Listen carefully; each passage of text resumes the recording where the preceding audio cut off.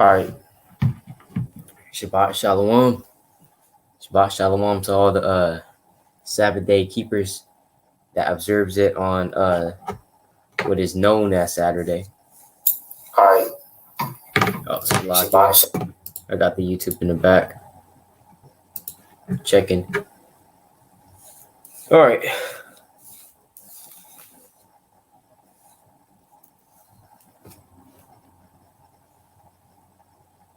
Just waiting for the brothers Tyzar and Abaya hop on.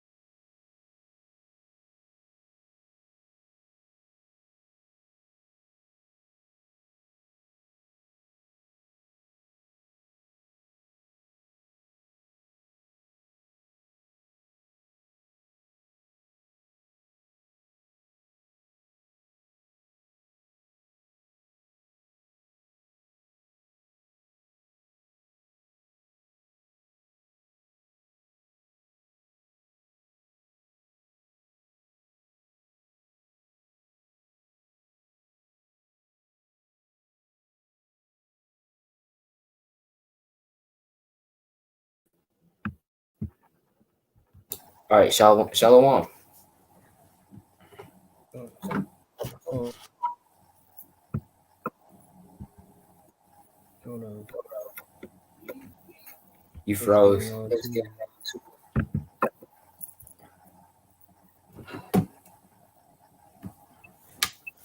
All right, we back. All right. You see? Yeah.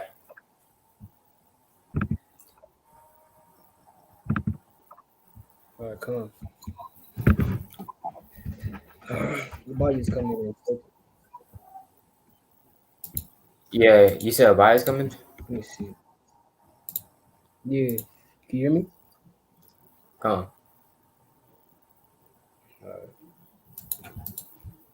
All right, we can kick it off unless we're just waiting for Abaya, but yeah, so yeah, let's get this started then.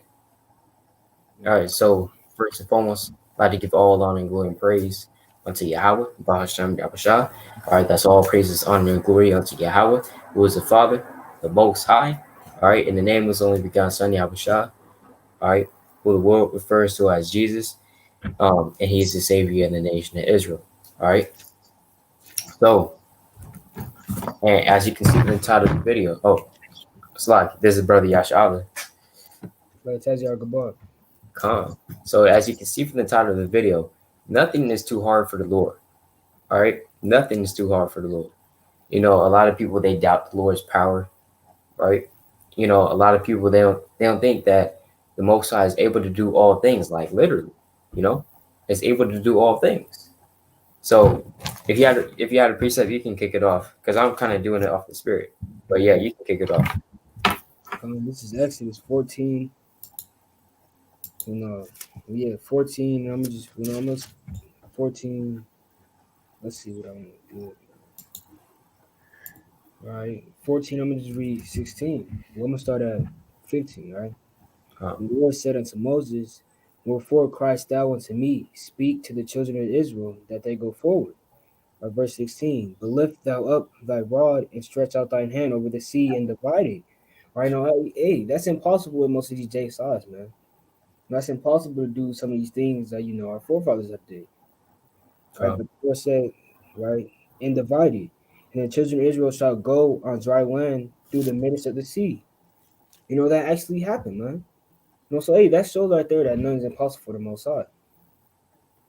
Right? He literally, gave Moses the power to the damn divide the damn sea. Oh. And that's strange. That's the strangest as it gets, but that's the Lord. That's the Lord's salvation, man. That's right. Hey, this is I'm gonna get this. Also, like, first I'm gonna just get straight to the point. So I'm gonna get this one first. This is Jeremiah chapter 32, right? Like the brother said, hey, the Exodus actually happened. The flood that actually happened.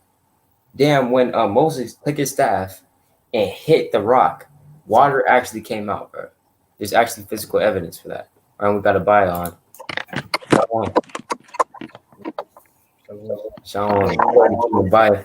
Hey, buy. You can actually put your phone sideways too. It actually works like that. If you want, it actually turns around.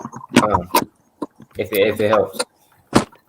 We'll see. All right, come on. Water for that though. Yeah. Hey, all praises. But yeah. So hey, Moses actually hit the damn rock. Water actually came out. All right. So these things actually happen. So let's go to Jeremiah 32 verse 27.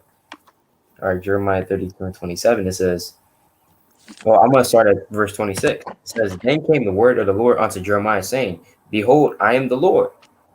And the Lord, hey, this is all caps. What does that mean? That means that's what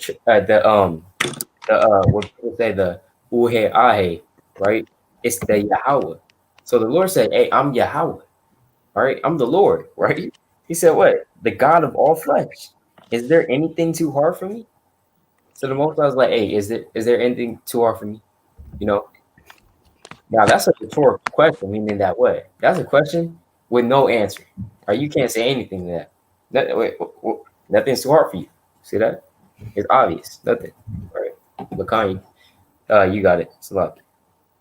How about you got it? To me? Come. What precept did you already bring out? I just brought out Jeremiah slug. Yeah, I just brought out Jeremiah 32 and 27. Did you already bring out Sirach 2 and 10? Classic. Goes on with what the brother was talking about. Right. Is anything too hard for the Lord, man? Right. So this Sirach chapter 2, Sirach chapter 2 and verse 10, and it reads, look at the generations of old and see, did ever any trust in the Lord and was confounded? So look at our forefathers, man. Did anybody trust in the Lord and was confounded? You had King David. He trusted in the Lord. He didn't get killed by Saul. You got Daniel, which I have an example of. He was in a lion den. He had Habakkuk, what's it called? Transport, if you will, to a different country just to feed Daniel, man.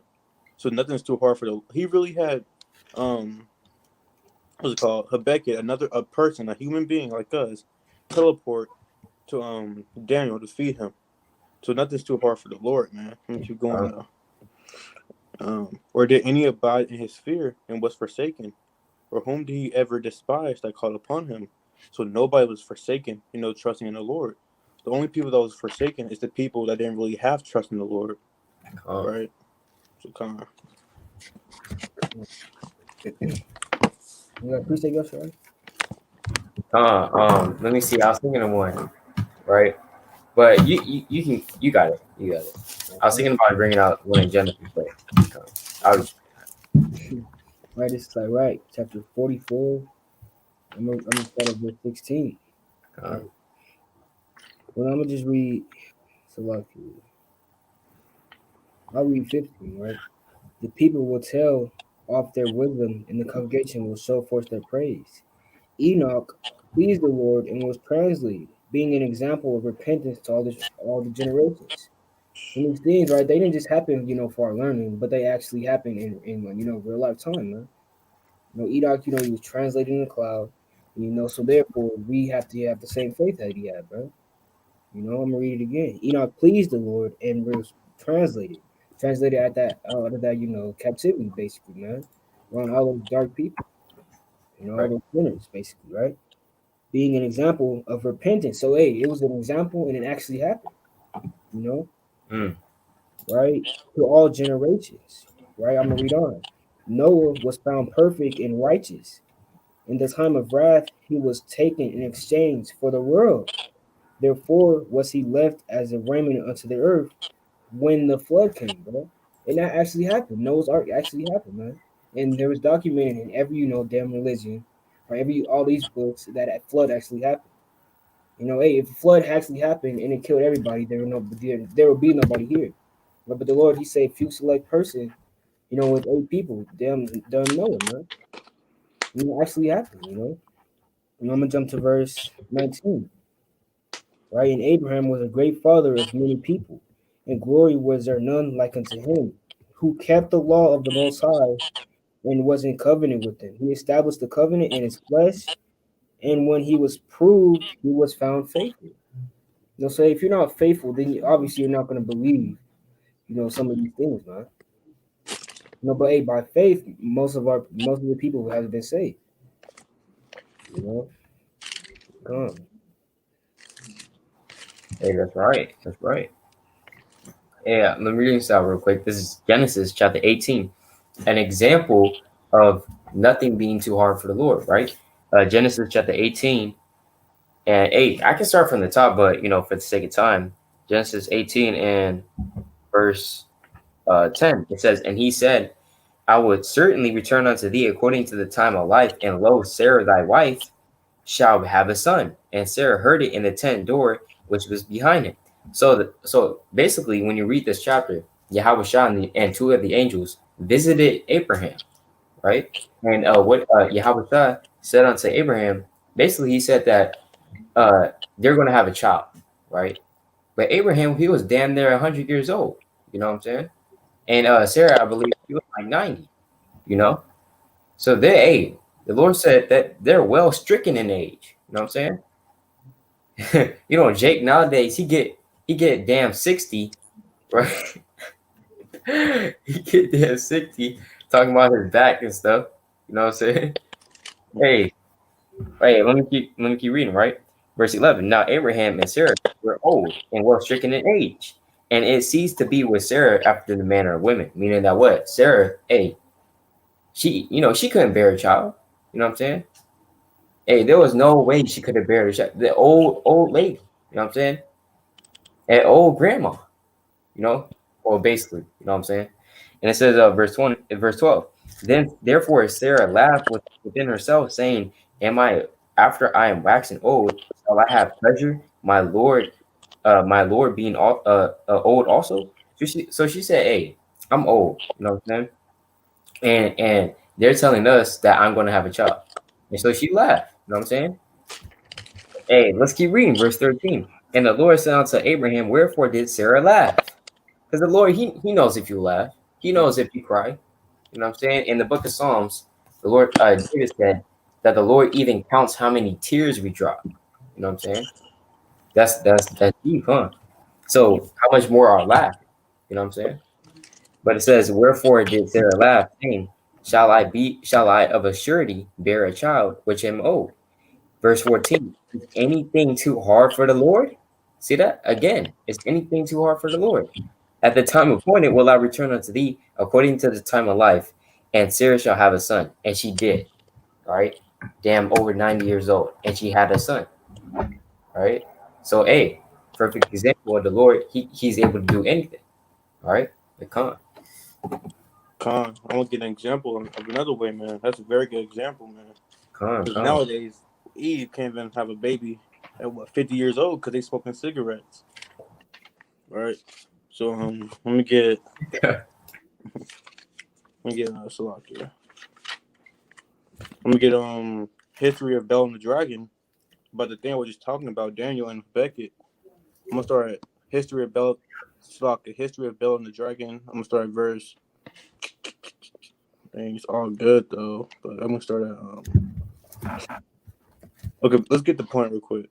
I'm gonna start at verse 30. Now, when the king saw that they pressed him sore, being constrained, he delivered Daniel unto them, who cast him into the lions' dens, where he was 6 days. So Daniel was cast into the lions' den, right? And in the den there was 7 lions, and they had given them every day 2 carcasses and 2 sheep, which then were not given to them, to the intent that they might devour Daniel. Now let's see what happened, man. Because they put Daniel in the lion's den. The lions didn't eat anything because they think it's going to eat Daniel. Verse 32. And the den there were Salakia. Verse 33.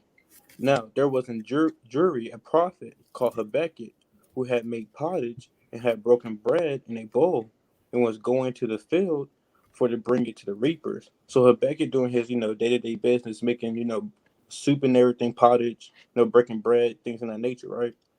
Verse 34.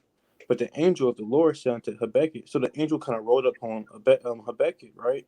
Who had made pottage and had broken bread in the bowl. Salakia. But the angel of the Lord said unto Habakkuk, Go, carry the dinner that thou hast into Babylon to Daniel, who is in the lion's den. So the angel rolled up on Habakkuk, told him to go carry it to Daniel, man, my servant, basically, man, right? And Habakkuk said, Lord, I never saw Babylon, neither do I know where the den is. Right? And that's what stuff explanatory, verse 36. Then the angel of the Lord took him by the crown. So the angel of the Lord kind of did this to him, right? And bare him by the hair of his head. So he kind of got him by the hair, and through the vehemency of his spirit, set him in Babylon over their den. So the angel of the Lord could have stirred up his spirit to be set on so on fire to make him teleport to Babylon where Daniel is, right over the den. And the beggar cried, saying, O Daniel, Daniel, take the dinner which God hath sent thee. And Daniel said, Thou hast remembered me, O God, neither hast thou forsaken them that seek thee and love thee. Let me get one more verse too. So Daniel arose and did eat. And that's the point, man. Daniel ate, man, in that day. He was cast into the lion's den and still ate. And the angel of the Lord set Habakkuk in his own place again immediately, man. But there's nothing too hard for the Lord, man. Dang, you just gotta think about that. The Lord really teleported somebody just for somebody else to eat. That's deep. That's deep. That's real. That's real deep. And that makes me think of that. It makes you think of a lot of precepts. But one precept is Isaiah 65:12. No, 13. You know what I'm saying? What is that? Yeah, Bring it behold. out. Yeah, Slakia Atizar. Let me just bring this up real quick. This is Isaiah chapter 65, verse 13. Therefore, thus saith the Lord God, behold, my servants shall eat. You know what I'm saying? My servant shall eat. And the Lord just took damn Habakkuk. He didn't even know where Babylon was. He didn't know, he didn't know any of that. Damn, teleported him in the damn lion's den into where Daniel is, gave him the food, and Daniel ate it. So literally nothing's too hard for the Lord. For the Lord, that was light work. All right. That was light work for the Lord. Jay talking about practice was light work. You know what I'm saying? Oh, that's light work. Well, for anything, for the Lord, that's light work. All right.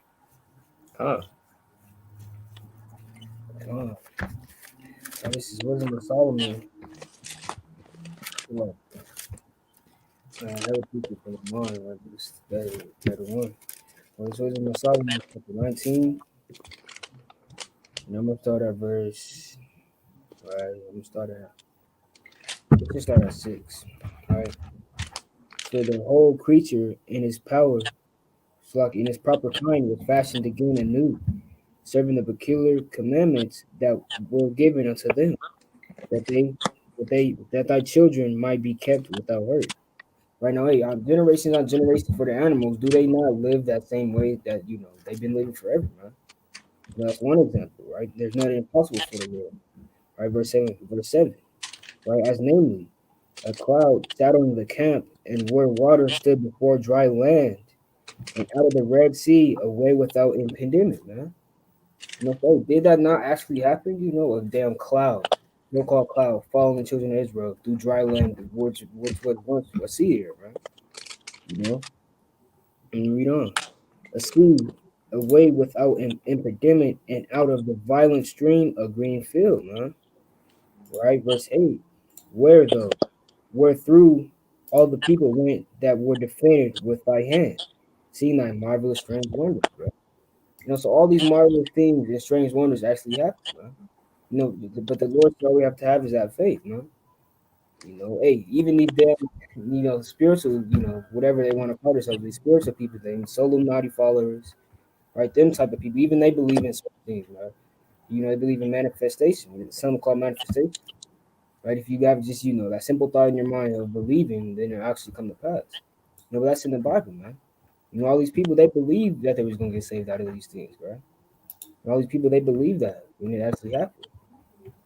So the Lord, he just said, have a little faith, man. Huh. And Khan, just look at it like this. You can look at it from damn 7 times 70 ways. You know what I'm saying? But if you look at it like this, even you being born, right? You being born, you coming out the womb, right? That was light work for the Lord, right? Because the Lord literally he had to create a spirit, all right? He had to create a spirit. He had to make sure that spirit went down at the right time, the very millisecond, come down to the right woman, you know what I'm saying, or that right time. Your parents coming together to make you know what I'm saying, on the damn honeymoon or whatever, right? Hey, that was other Lord. That was other Lord. You know, like what is the chances of your parents meeting each other? You know what I'm saying? What are the chances? You know what I'm saying? Like literally, you can look at it from so many different ways. You know, and that just goes to show you the sovereignty and the omnipotency of the Lord, right? Let me go to Sirach chapter 19. It's crazy. Sirach 19 and 19. It says, "The knowledge of the commandments of the Lord is the doctrine of life, and they that do things that please Him shall receive the fruit of the tree of immortality." So that's our ultimate goal. We're trying to eat that fruit of the tree of immortality. The tree of life. Verse 20. The fear of the Lord is all wisdom, and in all wisdom is the performance of the law. But hey, that's cold precept. You know what I'm saying? It says, "In the knowledge of His omnipotency." What does the omnipotency mean? Let me just share my screen real quick, right? Because let's get some edification on definitions and stuff, right? So let's look up omnipotency, right? All right, so it says the quality of having unlimited or very great power. So the Lord, He has unlimited power. All right, the preeminence, the dictatorship, the supremacy. Okay, so that's the Lord YAHAWASHI right there. He has unlimited power. All right, so that's your God right there. All right. If y'all want me to look up something, just tell me. Come. You got it. All right, come out the water. This is right up on this point, right? It's right, chapter 43, and I'm gonna read verse 1. The pride of the height, the clear firmament, the beauty of heaven, with His glorious show. Say anything like the little brother was talking about. Just look at anything, and that's of the Lord, man. In the damn sky, man. Who could do that? Like literally, man. Who else can do that, man? Who else can make these mortal bodies? Who else can make this technology? The damn sun, right? I'm gonna read on. Right, verse 2. The sun, when it appeareth, declaring that it's rising, right? Hey, the sun, it comes up at a perfect time, man. It's a cycle. The sun comes up at the time the Lord wants, and it goes down at the time the Lord wants, man. Declaring God is rising, a marvelous instrument, the work of the Most High. So that's the work of the Most High, man. Right. The damn Edomite can't do that, bro. Edomite can't, put a damn sun, a big old light in the middle of the sky to light the whole world, man. That's a Yeah. Lord. Yeah, he already trying to make. He been, making clouds. God, Trying to be like the Most High. Sloppy. God, I did see that though too, bro. Had a damn cloud maker. Yeah, come on, man. Bro, that's off. Sorry. I'm gonna read verse 3. Right at noon, it parches the country, and who can abide the burning heat thereof, bro? So who made how much it burns, man? The Most High did that. You know, a man blowing a furnace is works of heat, but the sun burns the mountains 3 times more, breathing out fiery vapors and sending forth bright beams. It dimmeth the eyes, man. So who made it to perfectly just make our eyes quench? Make our eyes just kind of flinch at it. Look, that's the Lord, bro. That ain't no other explanation for that. I'm gonna jump to verse 6. Right, he made the moon also to serve in her season, for a declaration of times and a sign of the world. So hey, what if the Lord did that, man? What else can he do, bro? What else can he not do at that point? The Lord made the damn sun, the moon, all these things. So what can he not do? From the moon is a sign of heat, a light that decreases in her perfection. The moon is called after her name, increasing wonderfully in her changing. Right, increasing wonderfully in her changing. Who the hell made the phases of the moon, man? That's the Lord, bro. You can't like Esau can't explain that, man. Why it does that? Why it has a full moon and then translates throughout the year to new moon, and the full moon and the new moons keep going up. Bro. That's the Lord. All right, I'm gonna jump to verse. Um, I'm gonna jump to verse 11. Right, the point. Look upon the rainbow, and praise Him that made it. Very beautiful it is in the brightness thereof. So hey, even just look upon the rainbow, man. All these things that that just show how marvelous the Lord is. You know. So hey, at that point, what else can the Lord not do? I want to touch on that point you said about the sun. About some like Esau trying to make the sun or something like that. There was this one brother that was talking to me and everything. He put Isaiah 45:7. He said, "I create darkness. I create the light. I create darkness. I create all things and everything like that." He said like the thing that he know is above the Hebrew Israelite stuff and everything. He said I got out this quote and things in that nature. And I said this, make the sun go over there. Man, he didn't know what to say, man. He didn't know what to say. He was confounded on that, man. Man, yeah, it was off. It was off. But my point is, let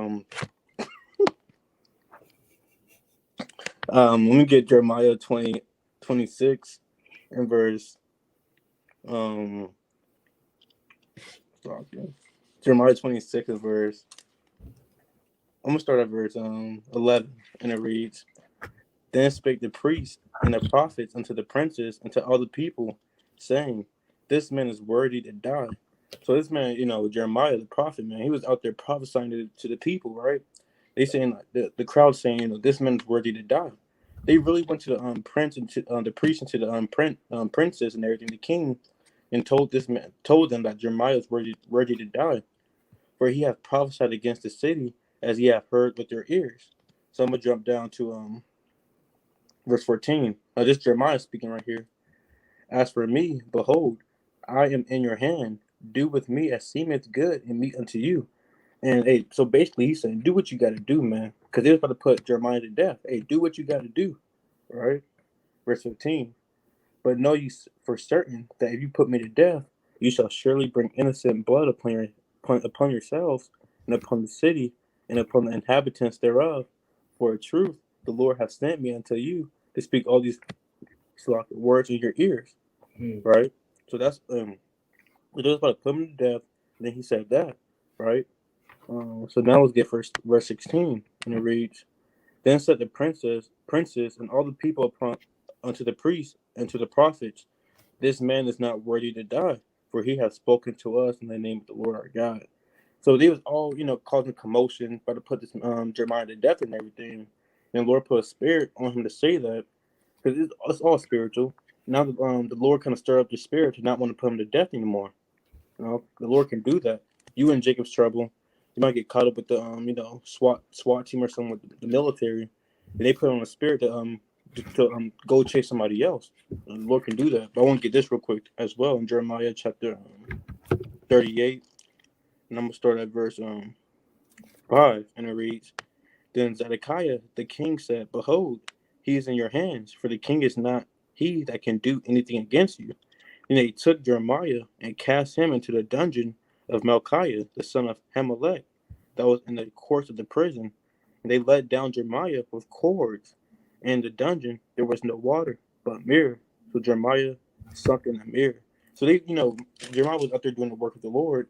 Then he got cast into a dark, dirty dungeon. Right. So now let's see what the Lord did. Let's jump down to Jeremiah 38. We can start at verse 11. We can start at verse 10. And it reads, Then the king commanded Ebed-Melech the Ethiopian, saying, Take from hence 30 men with thee, and take up Jeremiah the prophet out of the dungeon before he die. And the Lord, put a spirit to do so. Let me get this real quick, a precept that. Let me get Jeremiah 15:11, and it reads, The Lord said, Verily it shall be well with thy remnant. Verily I will cause the enemy to entreat thee well in a time of evil, in a time of affliction. And the Lord did that by having an Ethiopian to go get to go get Jeremiah out the dungeon.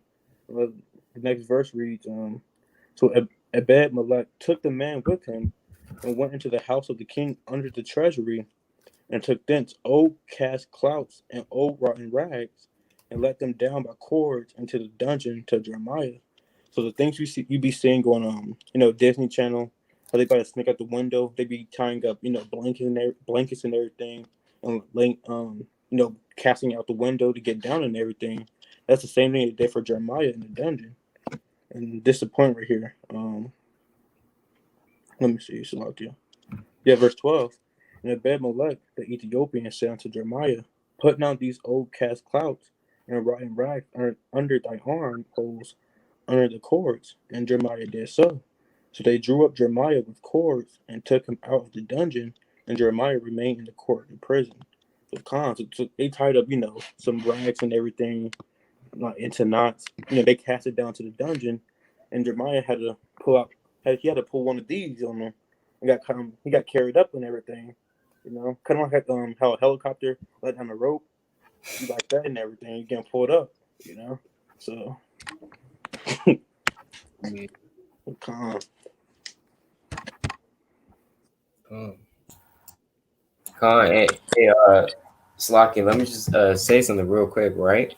In Jeremiah 26, hey, that's a cool chapter too, because I've been reading Jeremiah lately. When I read Jeremiah 26, that was a good chapter because it shows you what the lot of the righteous. You know what I'm saying? It shows you the lot of the righteous. Because Jeremiah, he was doing the work, right? Hey, his own people try to kill him, right? But then, like the brother Abaya said, hey, the Lord, he had a man, I believe it was right? Yeah, one of the elders. It said one of the elders of the land, right? And the elders, one of the elders of the land pleaded for Jeremiah, on behalf of Jeremiah. And Jeremiah, he didn't lose life. You know what I'm saying? So that's mighty. Hey, only the Lord can do that. Only the Lord can do that. That's nothing hard for the Lord, right? Hey, let me bring this out real quick. Let me see. Right, 2 Corinthians. Right, 2 Corinthians chapter 11 and verse 32. It says, In Damascus, the governor under Artatus, the king kept the city of Damascenus with a garrison, desirous to apprehend me. So, hey, they want to capture Paul just like how they wanted to capture Jeremiah. You know what I'm saying?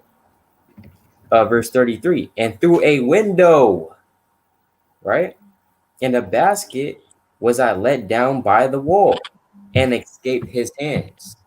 So only the Lord can do that. That's easy for the Lord, in all our trials and tribulations. Though we may be going through hell, we may be going through the fire, You know what I'm saying? We may be going through all hell breaking loose, Jacob's trouble. Hey, it's easy for the Lord um to let these damn Edomites give you the keys to their damn mansion, right?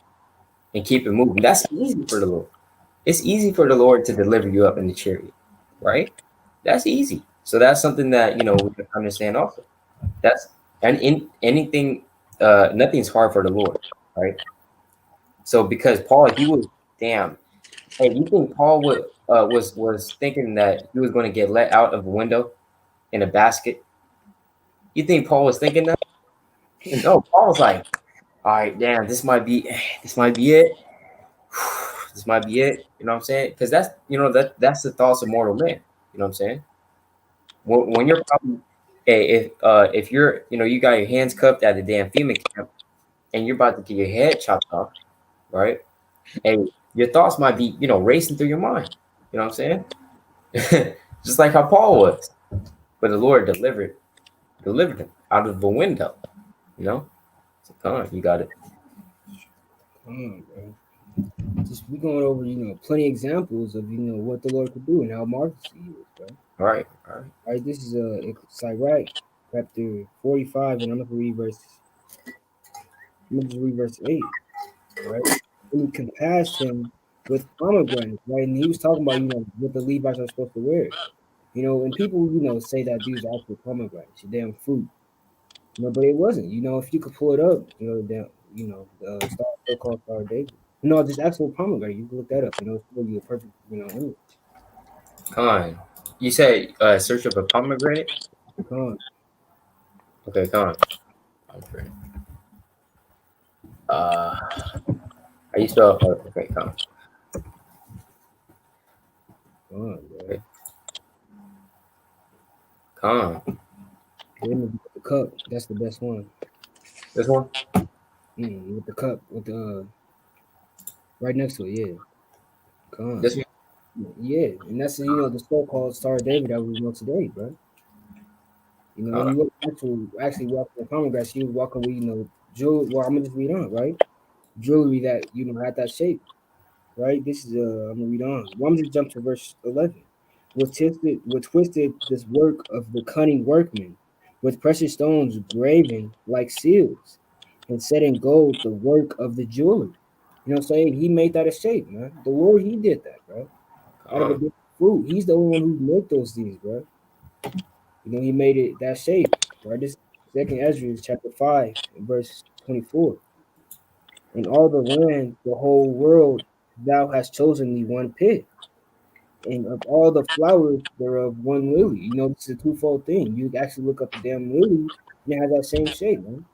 And who could do that, bro? That's not no of mortal man. I can make a shape out of multiple things. Make it have the same shape, man. That's of the Lord for real, man. Right now I got another one, unless y'all got a freestyle. You know. But yeah, one quick point, Slacky. One quick point, right? Just like how the brother was saying, we can see examples of the Most High through nature, right? Just nature itself. Just go outside, bro. You know what I'm saying? Go outside and it'll tell you, hey, I gotta get this slide. I gotta get Get out. this. Good, good. This is Job chapter 9. Or is it 9? Let me see. Right. Uh let me see. Right. I believe it's 9. Might be 10. Oh, Slack is 12. Job chapter 12 and verse 7. But ask now the beasts, they shall teach thee, and the fowls of the air, and they shall tell thee. Or speak to the earth, and it shall teach thee, and the fishes of the sea shall declare unto thee. Who knoweth not in all these that the hand of the Lord have wrought this, in whose hand is the soul of every living thing, and the breath of all mankind? See that? So that's plain and simple right there. You go to the earth, you go to the beasts, you go to the damn trees. Just study the human body, and it'll show you that the Most High is real, and that the Most High has created all this with His hands.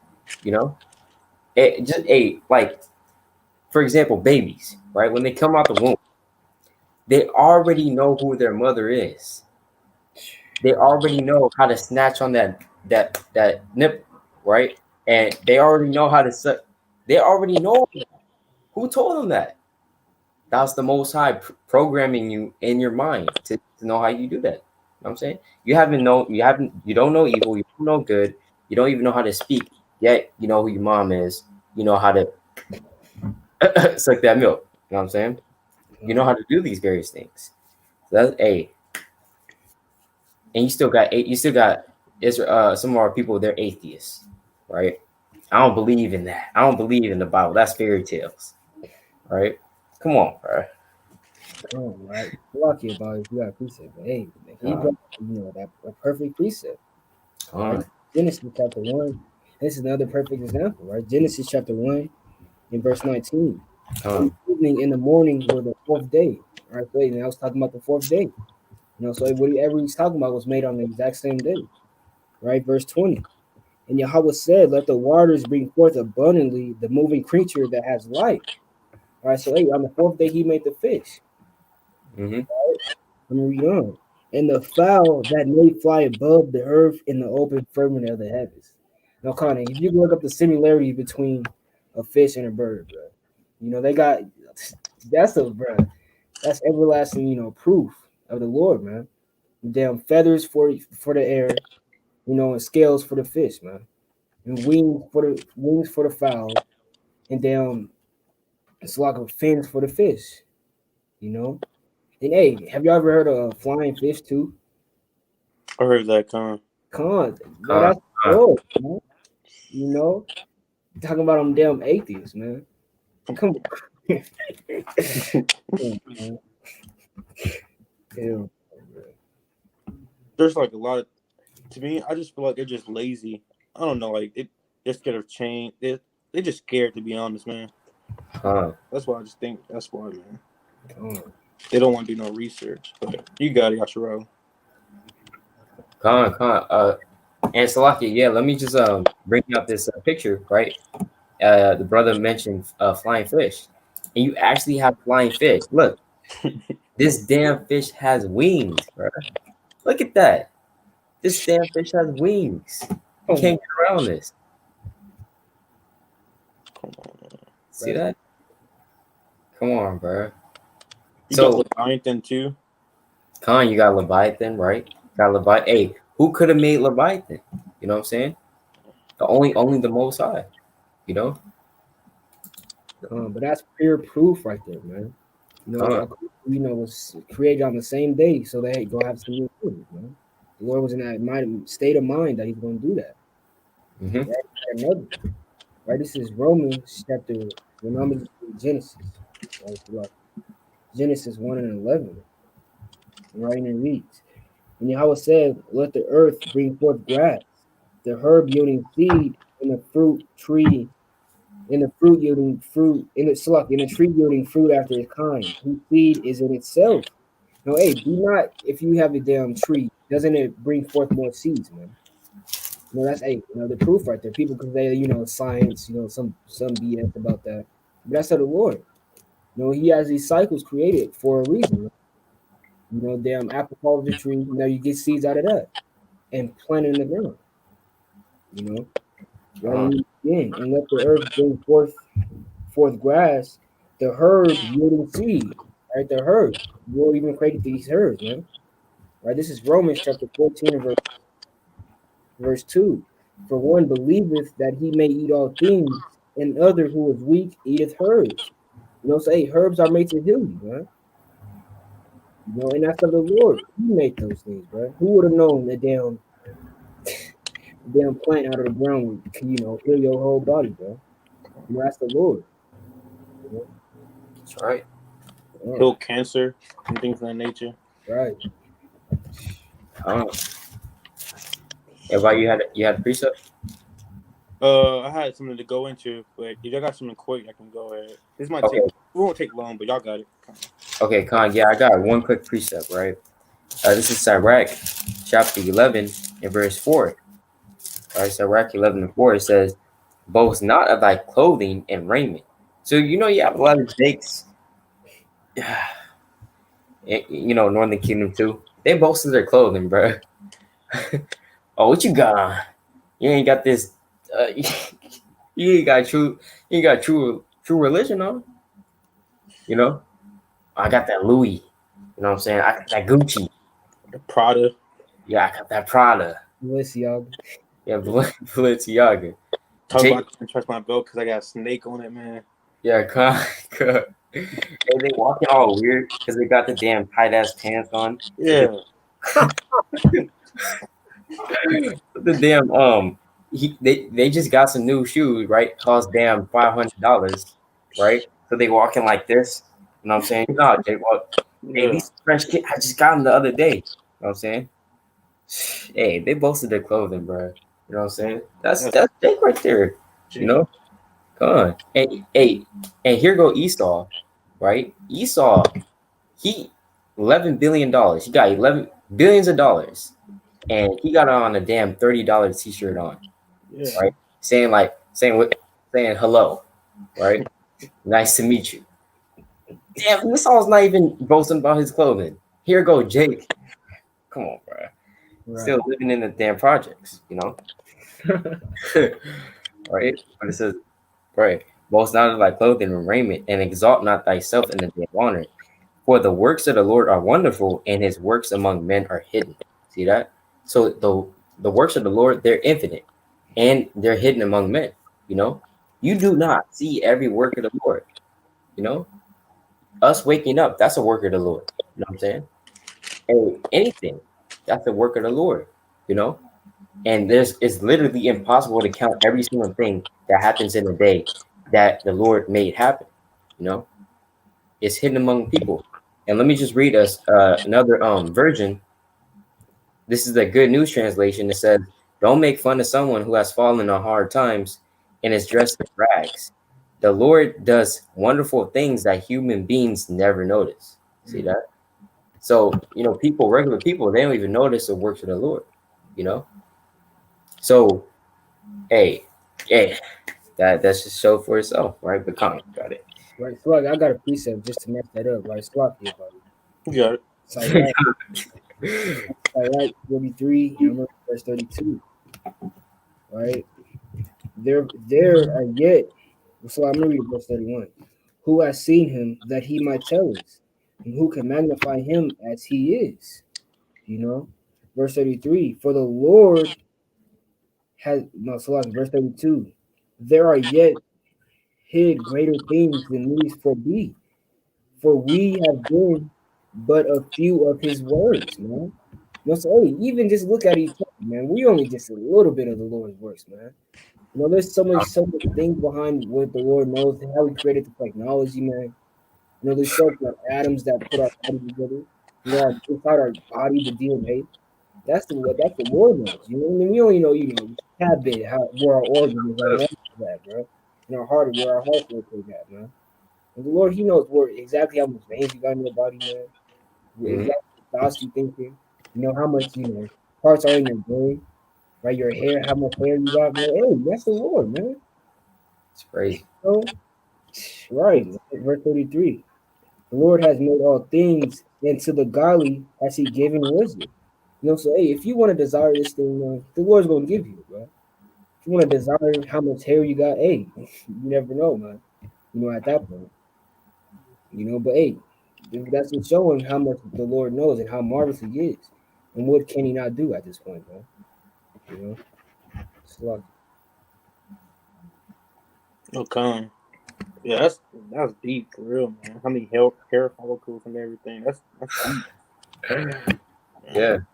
That's real good. The Lord, He gets down like that. Yeah. I got another point. And Judith, man. Have you ever read that book before? It's a really good book. Powerful. What you said? I just said powerful. I'll be right back. So, yeah, Judith, man. She used wisdom. Like, she was smart, man. Let me tell you, man. Okay, Judith. So basically, if you haven't read it, what's it called? Nebuchadnezzar was about to besiege Israel and everything like that. But he sent forth his mighty captain Holofernes, right, to go besiege what's it called, and they brought with them Moab and things of that nature to besiege Jerusalem. But Jerusalem was on this high hill. That's why it's so hard to capture them and everything, because they're on a high hill. So it's kind of hard for them to attack them and everything like that. But the point is, Judith used her beauty to extract them from Israel and to get inside and to kill Holofernes. Let me just get that account real quick, man. Now, this Judith chapter 12, verse 13. Let me see where I want to start. Let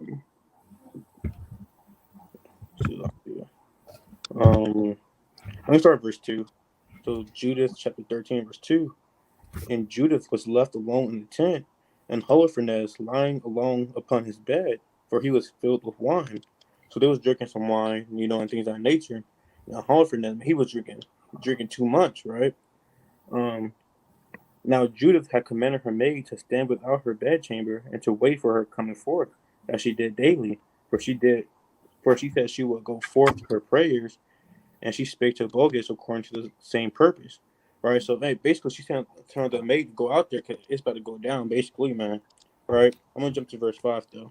And it reads, for now is the time to help thine inheritance and to execute my enterprises to the destruction of the enemies which are risen against us.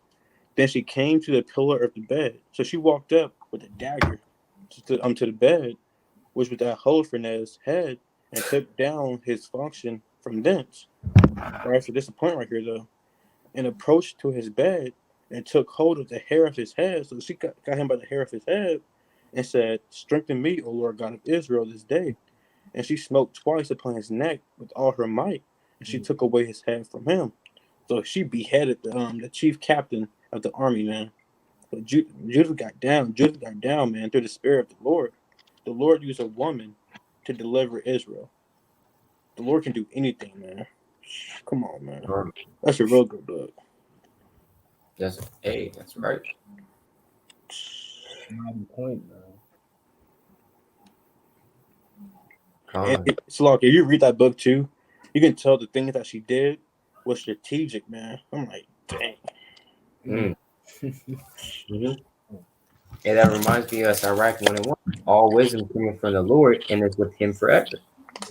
Right, so what? The wisdom for her to think strategically like that came from Yahawah BAHASHAM YAHAWASHI. And also what? And is with Him forever. Meaning that what? The Most High's wisdom is forever. So that just goes to show you nothing is too hard for Him because He has all knowledge and wisdom. He knows how to solve your problems. He has that knowledge. He has the knowledge to create the iPhone, bro. Right? He has knowledge to create anything. Us being on this live stream and talking at the same time. Hey, that was from the Most High, Yahawah BAHASHAM YAHAWASHI. That's crazy, But Khan, if you got a precept, bring it up. Okay, Khan. So Khan, you got a precept, boy? All right, Khan. Let me bring this out. Job chapter 9. Job chapter 9. This is the classic. Job 9 and 12. I'm gonna start at 11. It says, lo, he goeth by me, and I see him not. He passeth on also, but I perceive him not. Behold, he taketh away. Who can hinder him? Who will say unto him, what doest thou? So the Lord just said that, look,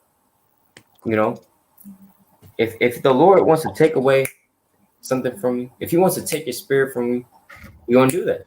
All right. If He wants to take away your damn whole house, He's gonna do that, and that's gonna happen. That's not hard for Him, right? And it says, "Who will say unto him, what doest thou?" Right? You can't say unto the Lord, "Hey, what are you doing, Lord?" Right? You asking the Lord, "What are you doing?" No, you can't. You can't ask Him that, right? Because we're talking about the Most High Yahawah BAHASHAM YAHAWASHI. All right. Khan. Now let me bring this out. Khan got a precept. Khan, you can bring it out. So this is Isaiah chapter 45 and verse 9. And it reads, woe unto him. But you had that one? Oh, cool. I just flipped to it. So No, like you can get it if you want to. no, Colin, you can read it. Like, woe unto him that striveth with his maker. Let the posture strive with the posture of the earth. So the clay say to him that fashioned it, what makest thou or thy works?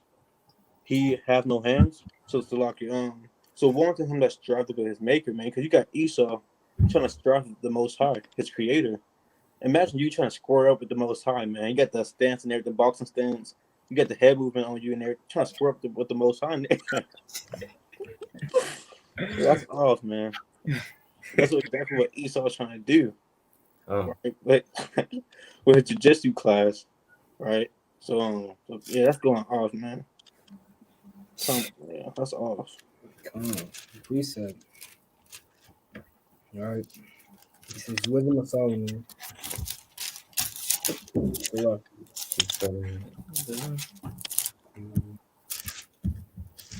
of Solomon. Well, I'm gonna just read verse 1 and 1, right? Love righteousness, ye that be judges of the earth. Think of the Lord with a good heart, and in simplicity of heart seek him. You know, verse 2. For he will be found of them that tempt him not, man. Say, what the brother was talking about. Yeah, Edomites literally strong the Lord, man. Trying to get up there in these heavens, man, with him. And he tells you that in Obadiah chapter 1, verse 6, and you get into verse 10. All right, Isaiah 14. Come on. Right? Read on. Well, I'm just jump to verse 4, right? For into a malicious soul wisdom shall not enter, nor dwell in a body that is subject unto sin, bro. Hey, these Edomites, they subject to sin, man. That's why I don't want to desire wisdom. That's why they say, depart from me, Tell the Lord, literally tell the Lord, right? Verse 5, for the Holy Spirit of discipline will follow the seed. And does that not actually happen? We're harping on that point, of how things work according to the Most High. And that actually happens. People, have that loving spirit, right? So I'm gonna just read it again. For the Holy Spirit of discipline will follow the seed. Remove from thoughts that are without understanding, it will not abide when unrighteousness comes in. So that's another marvelous work of the Lord. We're not, meditating on the works thereof. Sin's gonna come. It also tells you that in Sirach chapter 1, 2 Timothy 3 and 12, right? And that's another marvelous work of the Lord. That tells us we got to be diligent in this thing, man, as well. Can't always be thinking about damn what the Lord's doing right now, man. What he's wearing right now, bro. We can't always be meditating on these things, bro. Calm.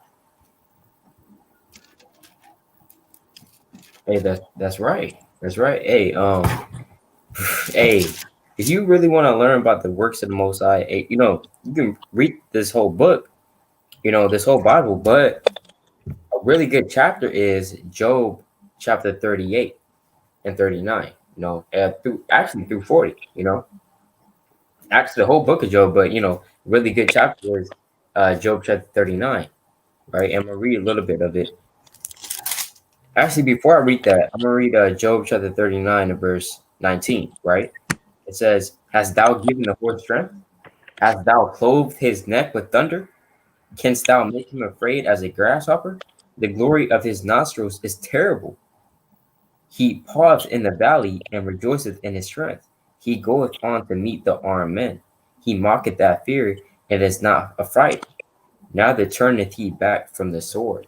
See that? So that's the Lord talking about him making the horse. And he saying, have you given the horse strength? Have you created the horse? He goes out into battle. You know what I'm saying? Not afraid. Yeah, mock at that fear. Oh my Right? God. He mocked that fear. Come on, see that? Hey, can you make a damn horse? Right? Can you make a horse, Jake? You know what I'm saying? Esau trying in his laboratory, right? In his laboratory. Well, if you get the DNA strand, right, and duplicate it, then theoretically, we can create a horse that is cool. That is I don't know, bro. Whatever, right? Esau with the science, you know what I'm saying? But hey, horses, right? Hey, here's a fun fact about a horse. It says that horses can sleep both lying down and standing up. Jake, can you try to do that, right? Jake, hey Jake, try to sleep while standing up. Right. Fall over and bust his head open, man. Good. Good. You know what I'm saying? And that's the most high he created an animal like that. Hey, a horse can run, I think, as fast as like 60 miles per hour. You know, 60 miles per hour. That's a car. You know what I'm saying? But yet the most high he created that. You know. So hey, nothing's too hard for the Lord. Right? That's the theme of this whole video. Nothing is too hard for the Lord, and we can see that. You know. Slovakia. I just like what's it called? You actually see that in action too, man. The horses, they go into battle, man. They not turning back. They go on, man. Right, you go right. All right, and that's why you got horsepower too, because the horses got power, man. Right, horsepower. You know, what is that? Ferrari, right? Mm-hmm. Ferrari. The symbol is a horse, I believe. You know, Mustang. Oh yeah, Mustang. You know what I'm saying? Gone, the Mustang, right? Talking about 99% horsepower. 90% horsepower. Right, and these horses, they mock that fear. That's what the Most High said. You know what I'm saying? But this is Job chapter 38, verse 1. Then the Lord answered Job out of the whirlwind and said, "Who is this that darkeneth counsel by words without knowledge? Gird up now thy loins like a man, for I will demand of thee, and answer thou me. Where was thou when I laid the foundations of the earth?" Dang, man. The Lord checking him, man. The Lord had to put that check him. God, that's the Lord checking Job, man. He said, "Where were you at, bro?"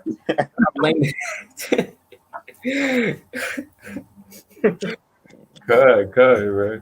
Well, you will lay down the foundation of the earth. Declare thou hast understanding. Because the Most High already knew, Job couldn't answer. You know what I'm saying? Job didn't have any answers, right? But he was like, "Hey, declare if you understand." You know what I'm saying? It says, "Who have laid the measures thereof, if thou knowest, or who have stretched the line upon it?" Right? Meaning that what? The Lord literally has the exact measurement of the earth. He has the exact measurement of your height. He has the exact measurement of the heavens. The Lord said the heavens can't even be searched out, but Exactly. he knows the number. Come on. You know what I'm saying? Esau, I know they be trying to, for real. Yeah, come on. 7 rings in the bottom of the trenches, Mariana Trench or something like that. What you doing down there? What you doing down there, man? Yeah, come on. Some people got trapped down there. That's the Lord, man, trapping them down there. Can't come back up. Probably got aimed by fish down there. I don't know, man. They got no business being all the way down there, man, in the deepest part of the ocean. Yeah, that's right. Trying to figure out how much pressure it's going to give you. Yeah. No, and dang, what they just trying to figure out the measurement of the earth, man. Oh, man. That's early Esau, though, man. Yeah. He's trying to figure out the damn weight of the earth. I remember somebody tried to show me that. Wow. This is the weight of the earth. Like, all right. Come on, this is precept, right? This is Iraq 1:1, right? The classic, right? All wisdom coming from the Lord and is with him forever. So hey, forever he's gonna know, every brother in here, how long their hair is gonna grow, Forever he will know from from beginning to end. It tells you that in Isaiah 45:10. He'll know everything from beginning to end, bro. I'm gonna read on. Verse 2, who can number the sand of the sea and the drops of rain in the days of eternity, man? So he knows how long, this damn wicked society is gonna go. He knows how long we will all live, man. He knows how long, he knows when we will taste death, if we will taste death, right? He knows that, right? All right, verse 3. who can find out the height of heaven and breathe, so like in the breath of the earth, man, and the deep in wisdom. You know, that's easy. He be trying that, right? He be trying to figure out what the Most High knows. Well, oh damn, let's really figure out what he do. Man. Now let's really figure out how damn deep the ocean goes. You know, let's figure out how high the sky goes, how much feet, no damn cupids, man. That's all. One of the thing is, they actually have measurements too for Exactly. it too, man. Exactly, right? Literally have measurements. Oh man. No, bro. Right, verse 4. Wisdom has been created before all things, and the understanding of prudence from everlasting. Right, the word of Yahweh Most High is the throne of wisdom. You know, hey, this is what we have, man. You know, we're not gonna know exactly what the Lord knows. This is he gave us this, man. The word of him. Right, Salaki, man. Now that's what he gave us. You know, he didn't give us down how much cupids the earth is. That's for him. Right? You read on. The word of the Most High is the crown of wisdom. You know, say we know just by reading his words, we know that what was created on the fourth day, man. And we know what was created on the first day. You know, you know how long. We know most of this. You know most of what we need to know, man. You know, and read on. To whom has the root of wisdom been revealed, or who has known her wise counsels? Man? You know, so hey, he's also flexing his muscle right now. Who knows when I created that, man? Who knows where when I created this? You know, only he does, bro. You know, come on. I got a precept too, and one thing real quick. They actually have a measurement for fire too. So Esau and his proudness, man. He's prideful, man. Come on. The Lord just said, like, who can measure the fire? And he got a measurement. He got a measurement for fire, man. That's off. Come on, bro. Come on, man. Right, Esau is just winging it, right? Exactly. Like, just winging it. This Jeremiah chapter 31, verse 36. And this is the reason why they be doing all of this, man. If those ordinances depart from before me, saith the Lord, then the seed of Israel also shall cease from being a nation before me forever. And you already know Esau on top of that, man. Esau's all on that thing, man. He in the bottom of the ocean. He at the top of the firmament. All right, Lord knows, man. You don't know what he's trying to do, man. Just so he can cast down Israel. Oh, come on, bro. And then this is Job chapter 38 in verse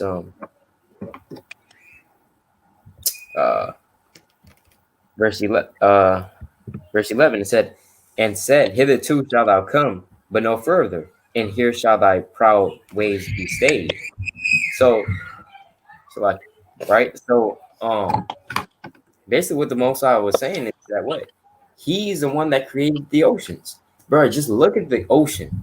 You know, I don't know if brothers sis been to the ocean, but the ocean is just big, like big as hell. Right? It just keeps going on and on and on. You know what I'm saying? That's why a lot of people they get lost in the sea, you know, because it's big, bro.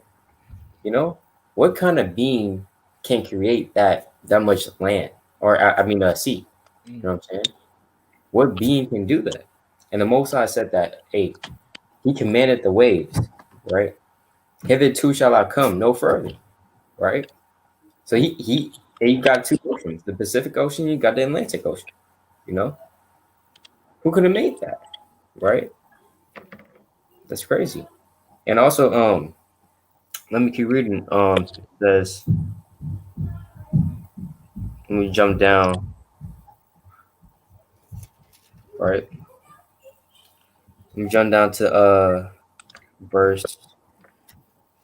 Oh yeah, come on. Job chapter 40 and verse 5.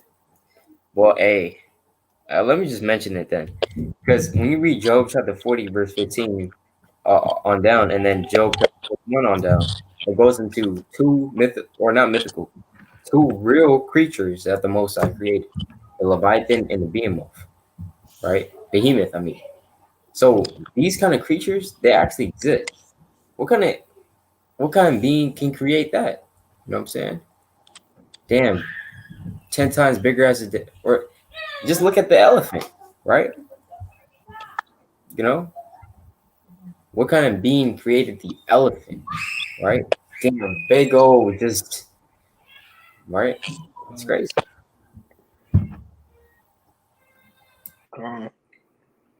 Con, but atheists, man, they say something came from nothing. Big Bang Theory, it's things on nature, but they would never believe in God because they'd be like, "Who? How does he exist? How does he exist?" Hey, man, he is. I always say like He he is. is. Yeah, he is. Yes. They start getting mad too. Like, what you talking about? They might start putting their hands up too again, man. They're trying to beat you up. But hey, he is, man. You gotta deal with it. Come on, bro. Um, You gotta deal with, how much, animals have so much similarities because they were created on the same day. How they gonna break that down, bro? How they gonna break down a flying fish, man? How? Literally, man. How? They might say something. They might really try to, man. These atoms, were created on the same day. You know, come, bro. That's Esau for you, bro. Right? This is Job, right? Unless you had a precept about you. Well, I just want to say one thing. They said the Bible is false and everything. And I said, can you prove it? Then they say, well, science says. They always say science. I'm like, brother, if you're a brother too. Right. um, Right, bro. I had an altercation too on Facebook too, bro. Mm. Some brother, he tagged me in a so-called flat Earth video, man. He tagged me, and I was like, all right, yeah, he wants to argue, So I'm not, that brother. He's a full-on, flat Earth, and he calls himself a flat Earth, not an Israel. He calls himself a flat Earth, and he tagged me in it, and I said nobody wants to argue either because it's in the Bible. Somebody actually commented and said, man, science disproves all that. He sent me some damn Edomite talking about it, man. You know, come. Just an example, right? This is Job chapter 22 and verse. I'm gonna start at 3, right? Well, I'm just read verse 2. Can a man be profitable unto God, as he that is wise may be profitable unto himself? You'll say you're going to be profitable to yourself if you even consider the Most High, bro. If you even consider, he did create it, I guess, If Jake has that thought in mind, that's profitable a little bit, bro. In verse 3, is it any pleasure to the Almighty that thou art righteous, or is it gain to him that thou makest thy ways perfect? Say the Most High don't give a damn if you're an atheist, man. He don't even care if you in this damn Christian churches, man. Trying to do your best, with 3 kids. No, he doesn't care, man. Sorry to say that, he doesn't. Right? We jump to verse, right? I'm jumping to verse 11. Or darkness that thou canst not see, and abundance of waters covered thee. Is not Yahawah in the height of heaven? And behold, the height of the stars, how high are they? Right? Verse 13. And thou sayest, how doeth God know? Can he judge through the dark cloud? That's actually these people's inward thoughts. How does he know that, man? Like what brothers talk about. How does he know how much stars are in the earth? How? That's just, ignorance, man. Verse 14. The clouds are a covering to him that he seeth not, and he walketh in the circuit of heaven. Now, what's a circuit? Something that, it's a cycle, basically, bro. He made a damn cycle. He made what time is going to, snow, what time is going to start snowing, so-called December, bro. He made the seasons, um, you can search out those things, man. So, we'll try to search them out because, at this time of the year, the air will start getting, thick. And then that's when the snow comes. You know, Try to give out some damn so-called educated answer, you know. But the Lord, He knows those things. All right, verse 16. Slaki 15. Hast thou marked the old way which wicked men have trodden, which were cut down out of time, whose foundation Oh, was right. overflown with the flood?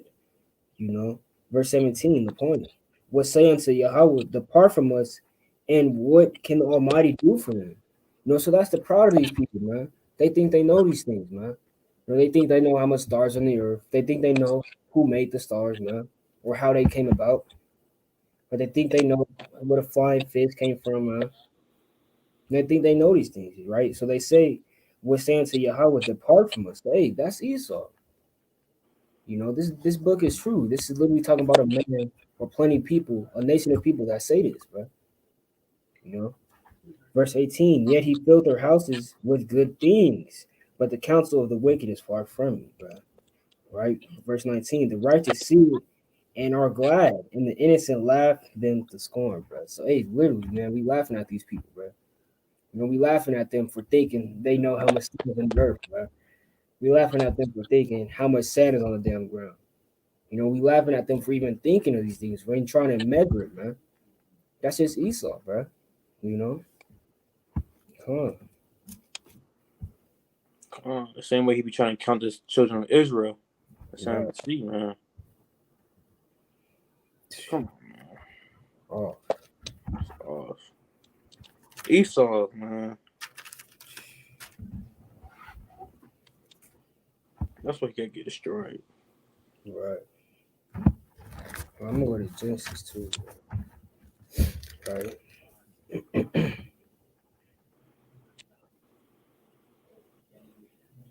They call us the minority, though. Right. They call We're us the the majority.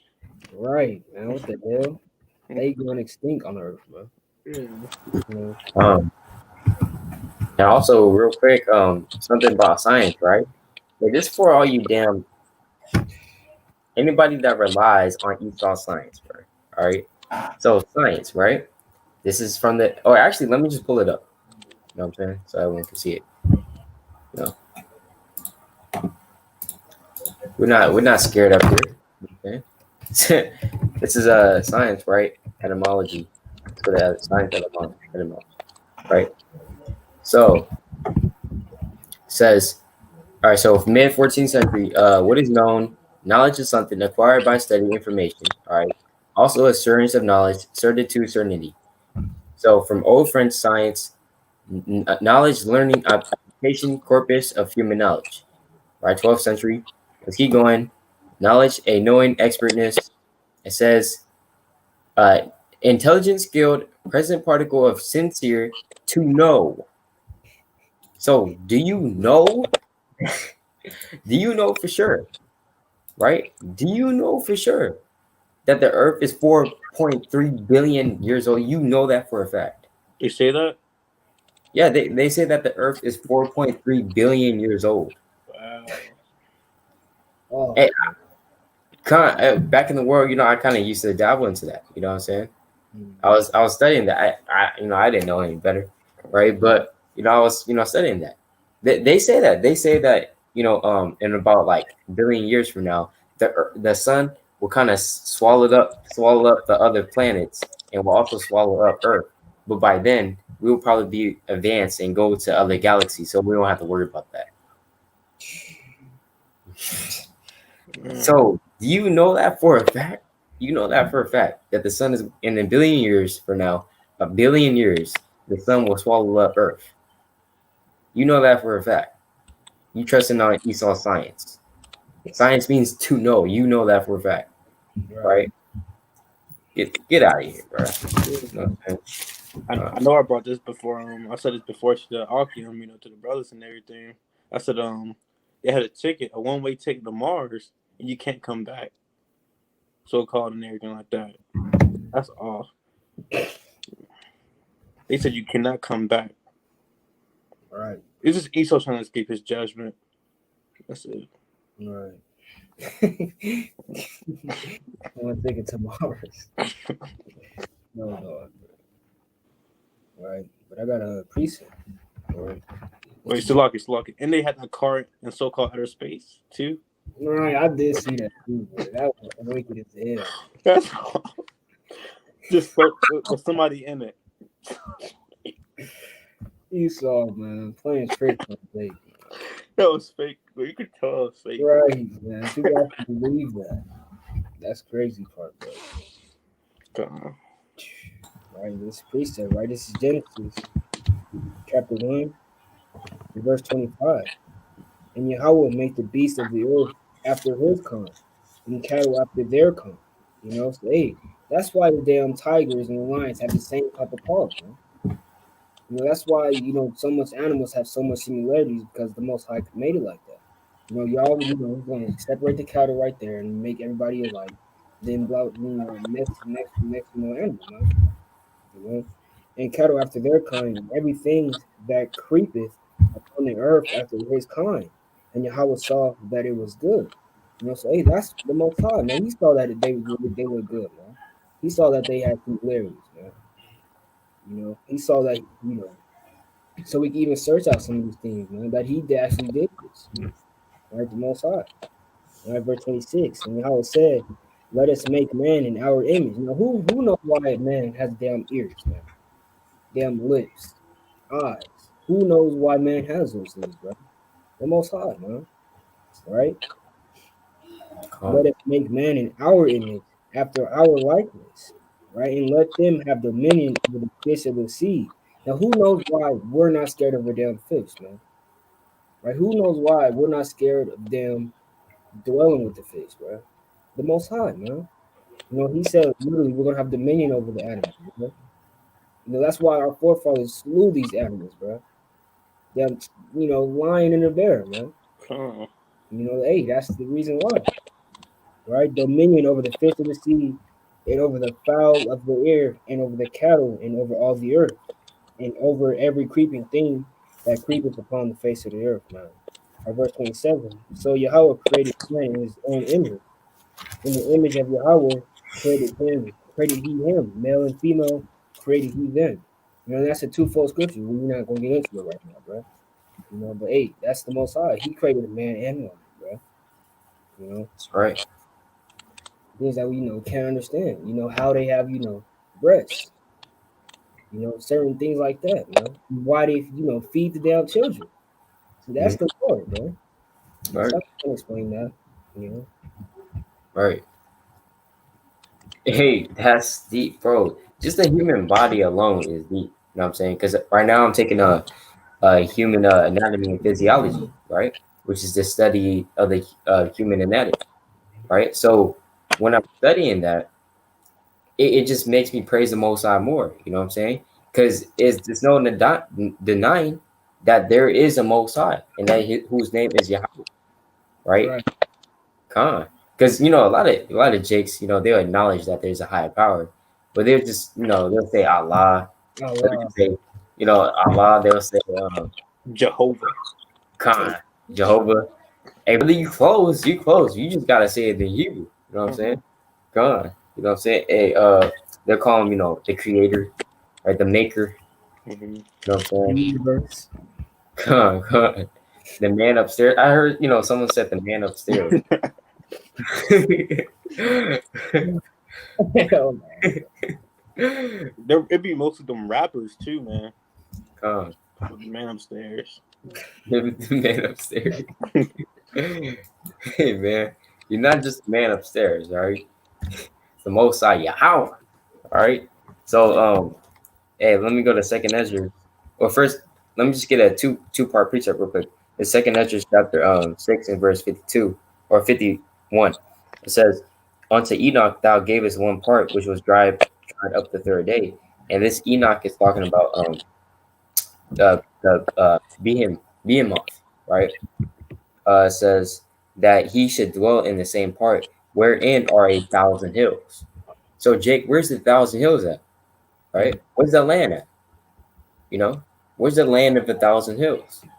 Where the behemoth lies? Where is he? You know what I'm saying? The Lord, hey, he hit him, all right? But he made him. He made a landmass that's called 1,000 hills. Why? Most likely because what? There's 1,000 hills there. You know what I'm saying? So, and let me get the other precept. This is Joshua chapter 10 and verse 13, right?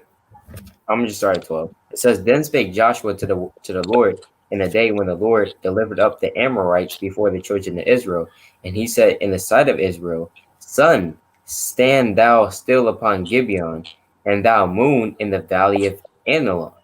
Right. So, Joshua commanded the sun and the moon to stand still. All right, let's keep reading. Verse 13. And the sun stood still, and the moon stayed until the people had avenged themselves upon their enemies. Is not this written in the book of Jasher?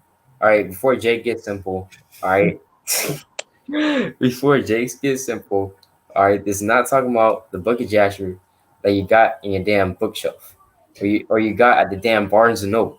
It's not talking about that, all right? It's talking about, the original book of Jasher that we had, right? It says, so the sun stood still in the midst of heaven and hasted not to go down about a whole day. Verse 14. And there was no day like that before it or after it that the Lord hearkened unto the voice of a man, for the Lord fought for Israel. See that? So the BAHASHAM, right? So the Lord, he stopped the sun and he stopped the moon. So that nothing's too hard for. If you can stop the moon in its course and stop the sun in its course, right? If you can do that, nothing's too hard for you. And guess who can only do that? The Most High Yahweh, right? Hey, the Most High was probably like, "Hey, Joshua, you want the sun, still? You want the moon still? I got you, right? Hey, at a snap of his finger, that's light work, right? That's light work for the Lord, Come on. I got precept. You got one about you or no?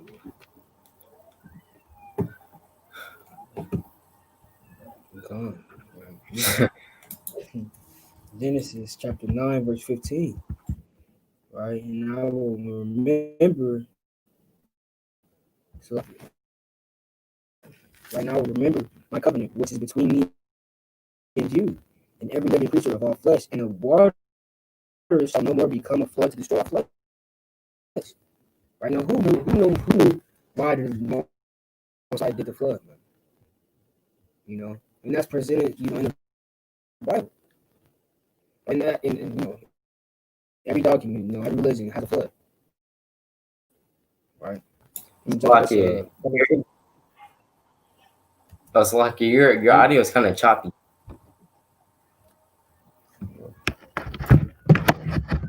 Is this better? Like this? Calm. Calm. Right. Now this is Genesis, right? Chapter 10, verse 1. Now these are the generations of the sons of Noah, Shem and Ham, and Japheth. And there were sons born after the flood. Now who knew why all these generations of people are come on this earth? 18 nations, right? Esau will try to say some probably we already know a different number than that, man.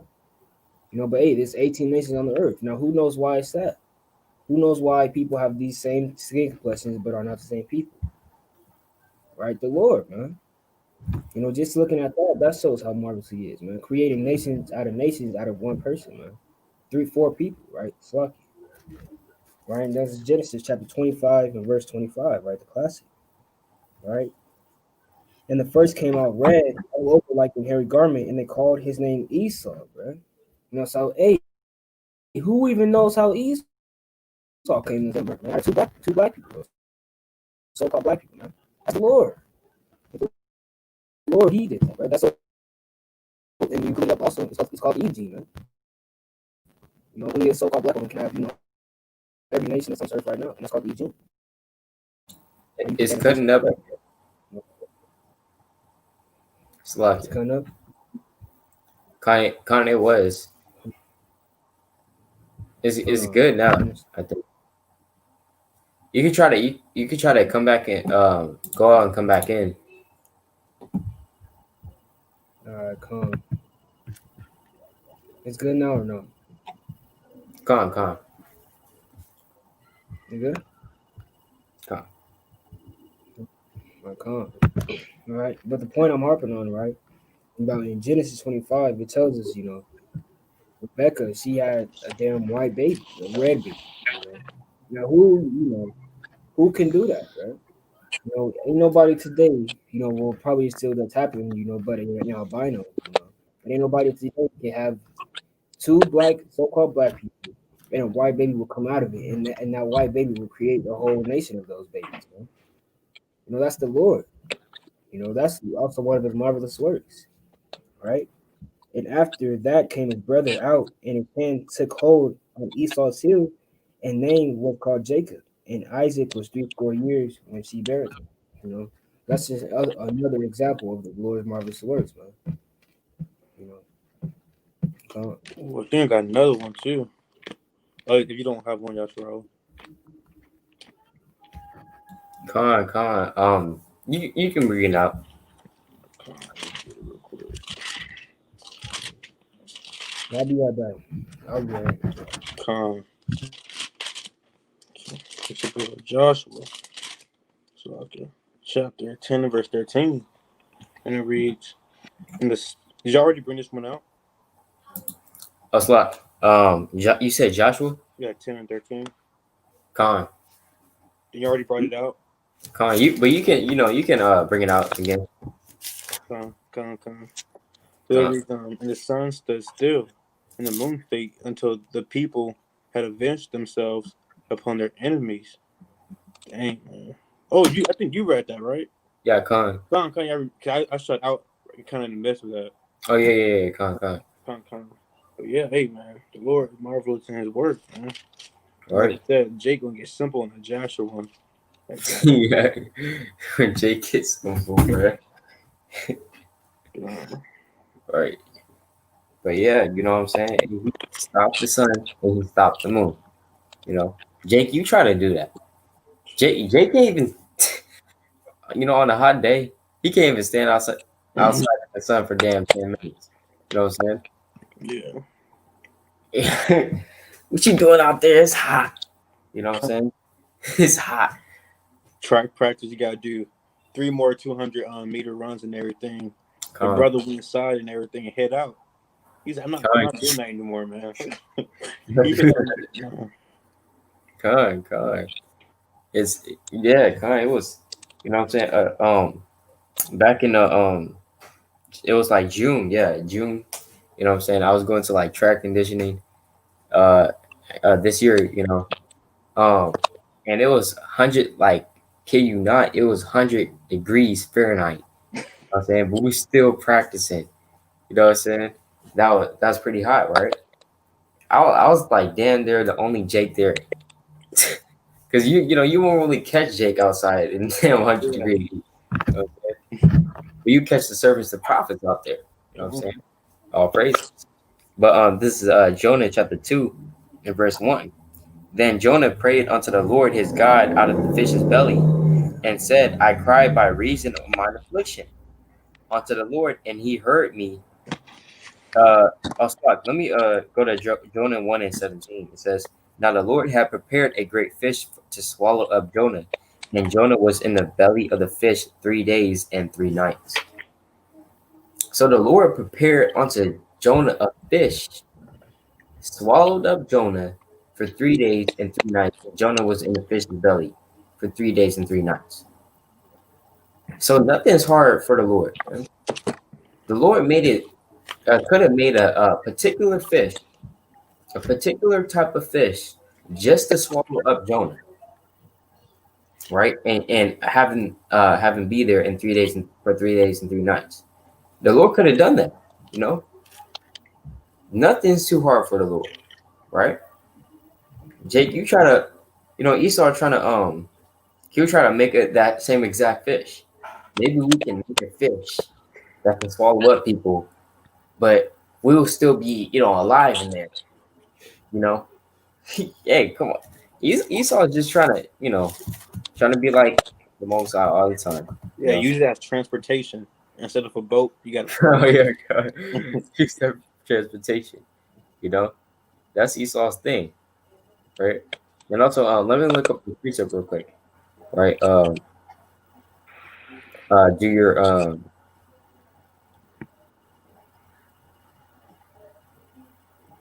let me see.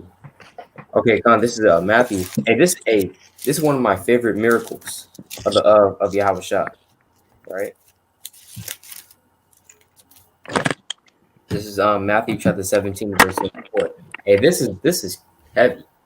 Matthew 17 and 24. And when they were come to Capernaum, they that received tribute money came to Peter and said, doth not your master pay tribute? So they came, the tax collectors and all that. They came unto Peter and they said, hey, does Yahushua, does he pay tribute? Does he pay taxes? Right? Verse 25, he said, yes. He said, come on. Says, and when he was coming to the house, Yahushua prevented him, saying, what thinkest thou, Simon? Or whom do the kings of the earth take custom or tribute of their own children or of strangers? Meaning that what? These kings of the earth, they tax other nations. During this time, it was the Roman Empire. The Roman Empire was issuing taxes on the people. And to us, in Hebraic culture, when you're taxed, you're in slavery. We consider that slavery, right? Captivity, because it is. You're getting your rightful check, what you rightfully owned. You know what I'm saying? Your check you rightfully owned. It was your work, your hours. And here come Esau, Uncle Sam. Give me that, right? Give me the 20% of that. Whatever the tax is. You know what I'm saying? And you're like, damn, right? I was supposed to get this much money. Now I only got this much money. You know what I'm saying? So that's Esau for you. And you can take them taxes, right? But he said of their own children. See, these Edomites, they won't tax each other, right? They're, their own children. Donald Trump, he doesn't pay taxes. As rich as he is. You know what I'm saying? These rich people, they don't pay taxes. But here we are, we have to pay taxes. You know what I'm saying? It says of their own children or of strangers, right? Verse 26, Peter saith unto him of strangers. Yahweh saith unto him, then are the children free. See that? Verse 27, notwithstanding, lest we should offend them, go thou to the sea and cast an hook, and take up the fish that first cometh up. And when thou hast opened his mouth, thou shalt find a piece of money. That take and give unto them for me and thee. So I want to get the account where he actually does that. Miracle, right? Slakia.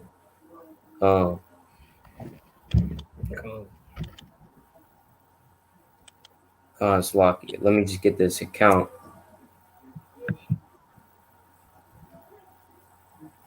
Damn, where was this? It's saying Matthew 17, but what's the context? What's Con. Well, basically, it's the same context, but well, basically, yeah. I'll just paraphrase it. Then Peter actually opened the mouth, right? He did what Yahweh told him: cast out the hook into this lake or whatever, and he got the first fish that he found. He opened the fish's mouth, and he took out the coin. Bro, what? How? There's heck of fish in there. But that one fish came up to the hook. He opened the mouth, and there was a coin in there. First of all, how did the damn coin get in the fish's mouth? And how did that one particular fish get to that hook? So, hey, nothing's too hard for the Lord. All right, nothing's too hard for the Lord. It's Matthew 17. Oh, never mind. You said, wait, were you talking about 27? You already had the account, right? Or but I was trying to find the account where it actually he did it. shows that Peter did it. Oh, it might be in a different gospel book then. Probably Luke or something. Yeah, I'm gonna try to find it. Y'all can bring out your precepts. You got one, Tajar? You can do that. All right, Con, I got another thing, man. And it's a classic too. This is Daniel chapter 3. It's about the three holy children, Shadrach, Meshach, and Abednego. We can start at Daniel 3 and verse for sake of time. Dang. We can start at verse 16.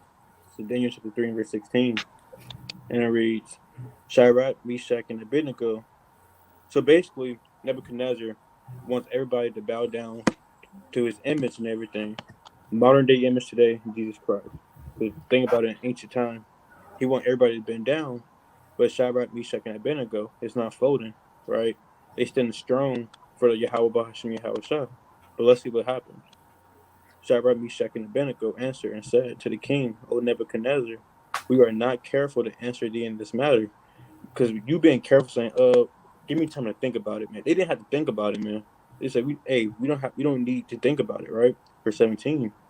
If it be so, our God, whom we serve, is able to deliver us from the burning fiery furnace, and he will deliver us out of thy hand, O king.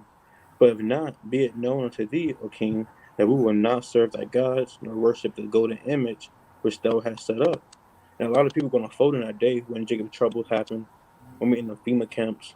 They ask you to denounce the Most High, or eat Popeye's chicken that we got fried up for you, man. A lot of people gonna fold, man. A lot of Jake gonna, especially if it's fresh, they're gonna fold in that day, right? They're not the Lord or get down with the system.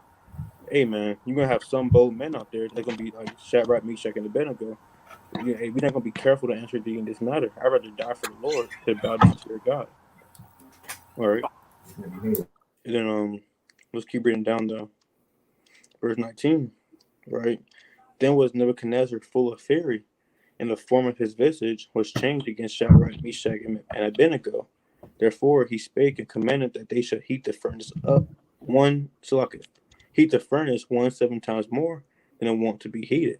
So hey man, the fire was about to combust, man, right to the point that the people who threw it, the people that threw Shadrach, Meshach, and Abednego in got put to death for just throwing them in the fire.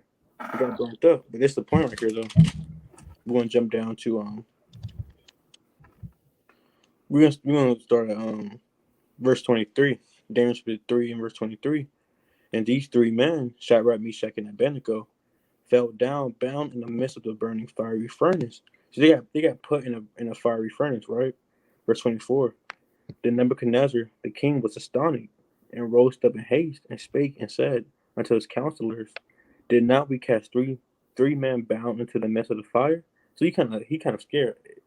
Didn't we just cast three people in there? Right, that's how he is, right?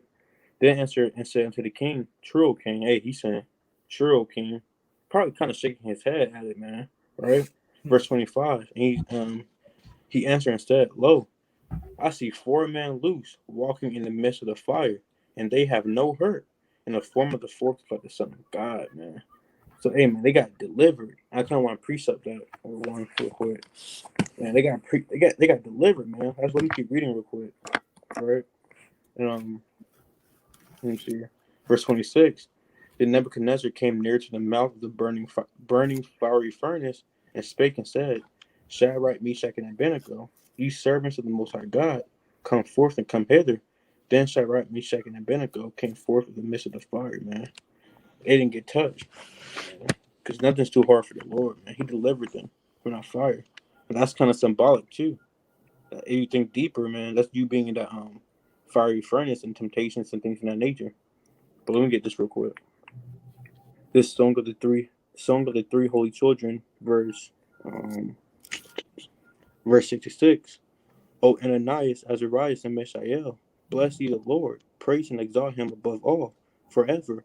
For he hath delivered us from hell, and saved us from the hand of death, and delivered us out of the midst of the furnace and burning flame. Even out of the midst of the fire hath he delivered us. You see that? So they got delivered, man. Nothing's too hard for the Lord. Oh, man. I got a precept. Right, it wasn't in Solomon. Right, talking about that same thing. Right, I'm gonna try to find it. Right, Salaki.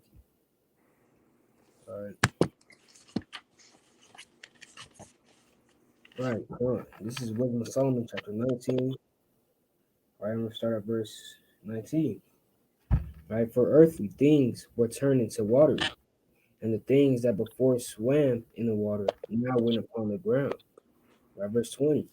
The fire had opened, so like the fire had power in the water, forgetting his own virtue, and the water forgot his own quickening nature.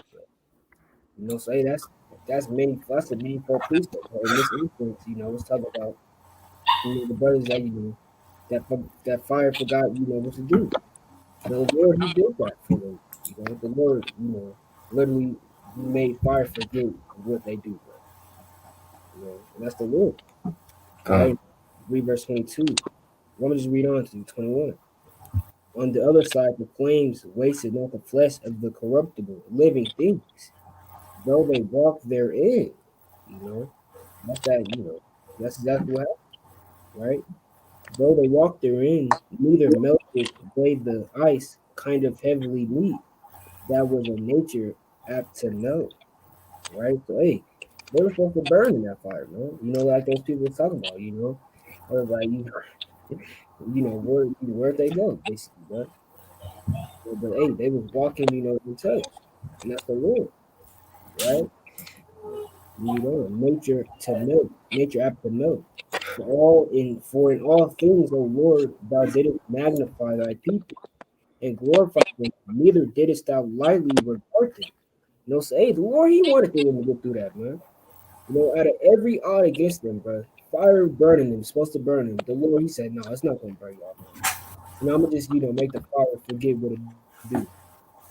And they just gonna walk through it, bro, like it's nothing, like that account that the brothers just brought out. Right? Neither didst thou lightly regard them, but didst assist them in every time and place, man. So hey, that happens. That's examples for the godly, man.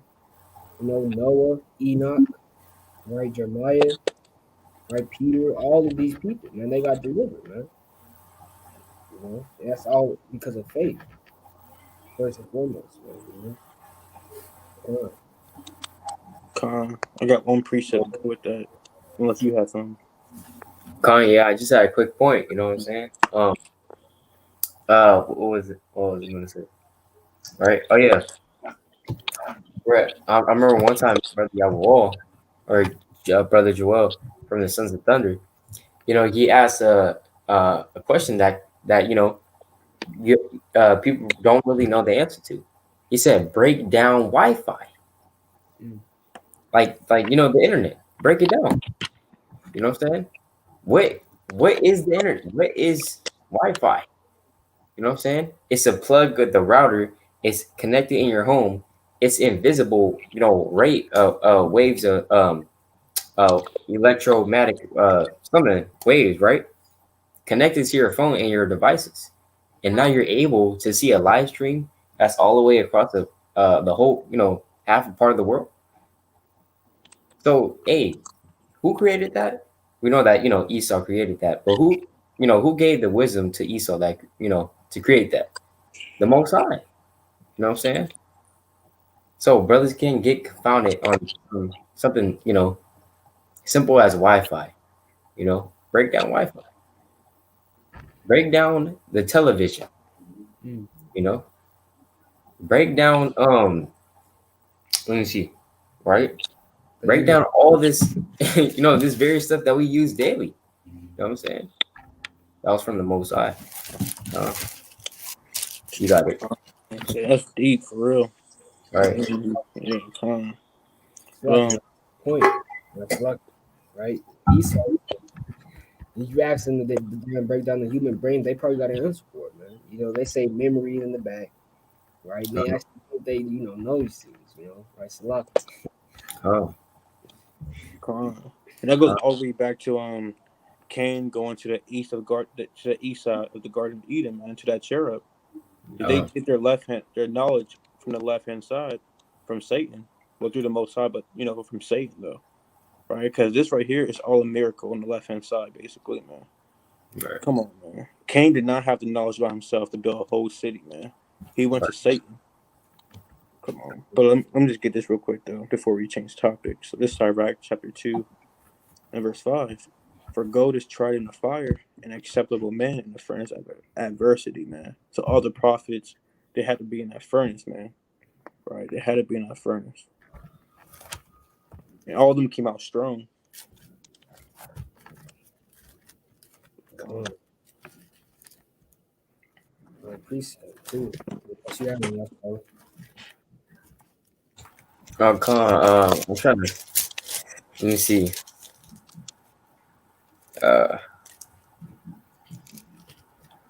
I'm gonna look for one. If you got it, you can bring it up.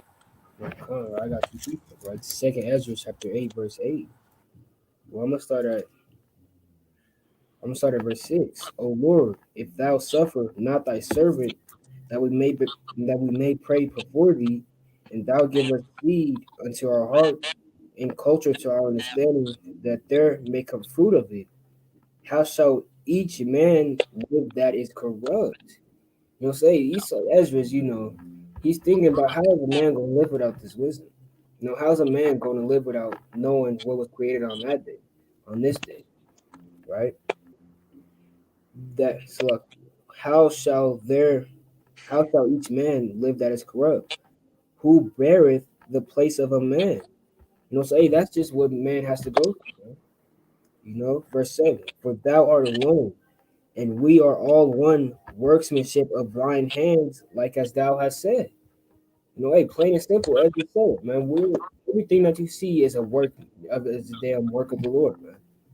And we're just, workmen, as you just said, right? Workmanship of thine hands, like as thou hast said. For when, right, the point, for when the body is fashioned, now in the mother's womb, and thou givest it members, thy creature is preserved in fire and water.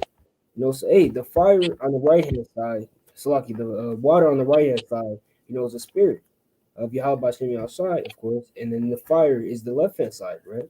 What we have to go through, the darkness, man. The after, right? Right, I'm gonna read on.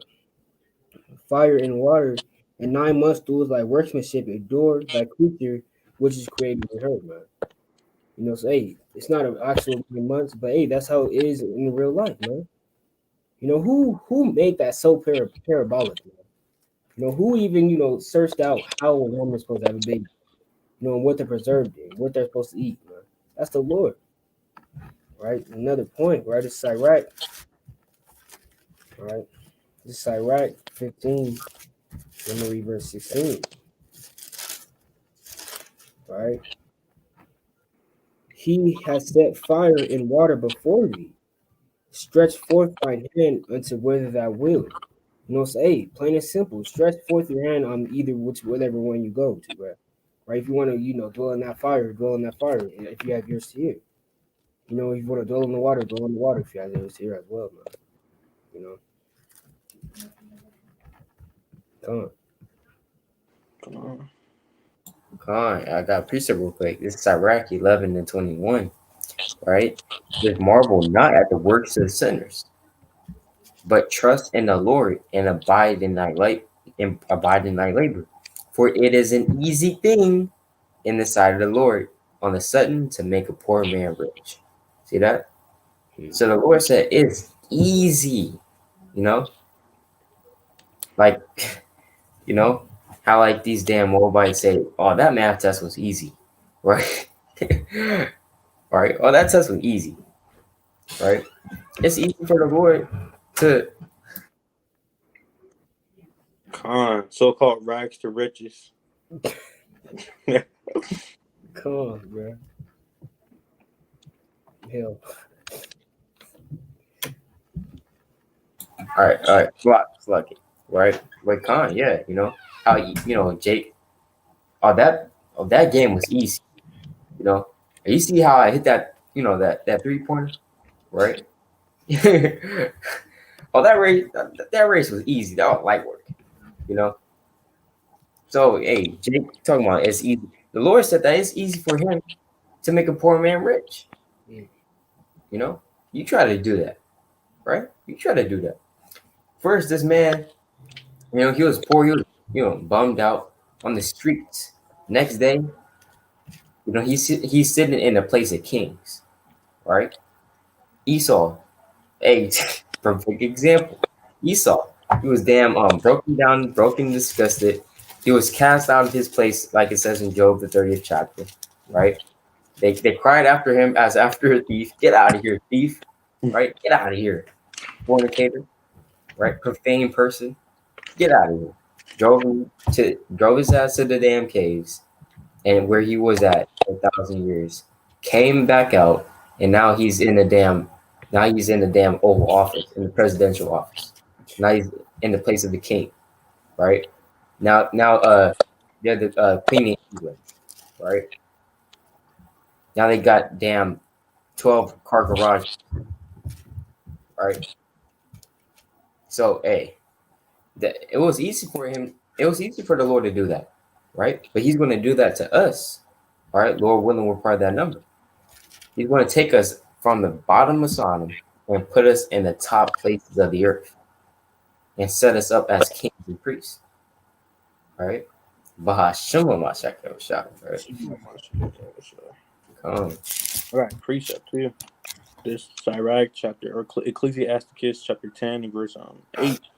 Because of unrighteous dealings, injuries, and riches got by deceit, the kingdom is translated from one people to another. So it's easy for the Lord to translate one kingdom to another. You got the Assyrian captivity, the Babylonian captivity, the Grecian captivity, all these captivities and everything. The Lord is doing that. He's translating the kingdom from one people to another people. It's easy to do that, man. Now Esau got kicked out. That's all Esau too, man. But in the Lord level, it's easy for a Lord to do things like that. So,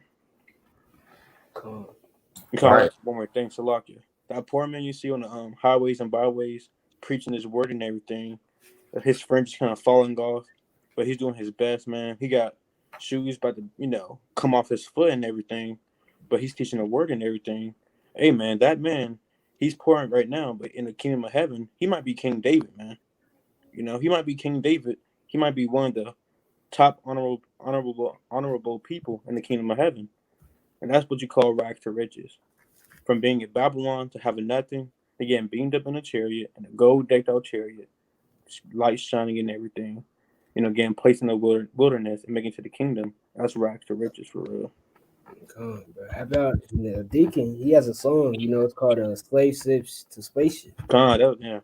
That's a cold, that's a cold point right there, man. We was literally, Lord willing, we live. Our ancestors were on these damn slave ships, man. Mm-hmm. And Lord willing, we get beamed up in a damn so-called spaceship, bro. Come on, I got pizza. That's right. Because the Lord, man, he's not coming in. I don't know, man. He's coming decked out. That's all I know. Because you have to understand the Lord's a Jake. If you have ears to hear, he's a Jake, man. He's coming decked out, man. He's not coming on a horse, man. On a little horse, man. No. Come on. No. That's right. It's right. Right.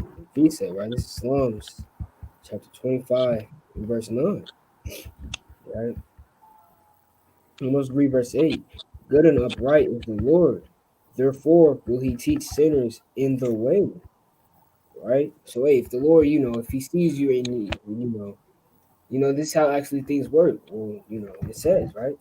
The damn elect, going off, the Lord's winking at that, man. So then he's gonna, put that spirit of truth in you. All right. Good and upright is the Lord, therefore will he teach sinners in the way. The meek will he guide in judgment, and the meek will he teach his way, man. And now what is meek? Being humble, right? Being damn so not being the opposite of proud, man. That's meek, man. Brother be meek, damn like proud about damn having a damn belt, man. The hell is that for, man?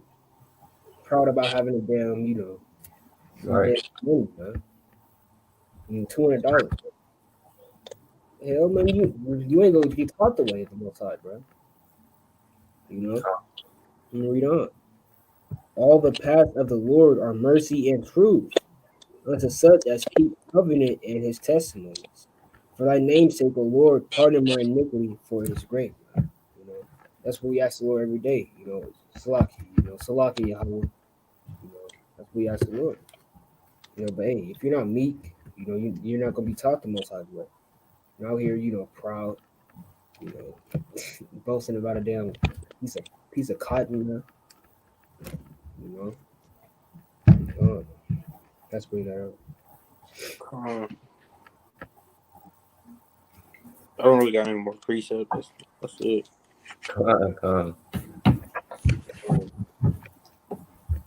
We got 10. Um, yeah, we can do some closing out precepts if y'all want. Con. All right. Um, hey, it's a classic.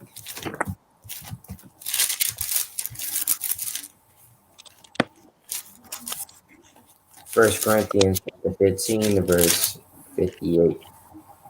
Right? Or I'm sorry, to verse 55 because I like this verse. Right? It says, "Oh death." I gotta start at 54. It's like, all right, it's Yeah, like, con. Con, verse 54.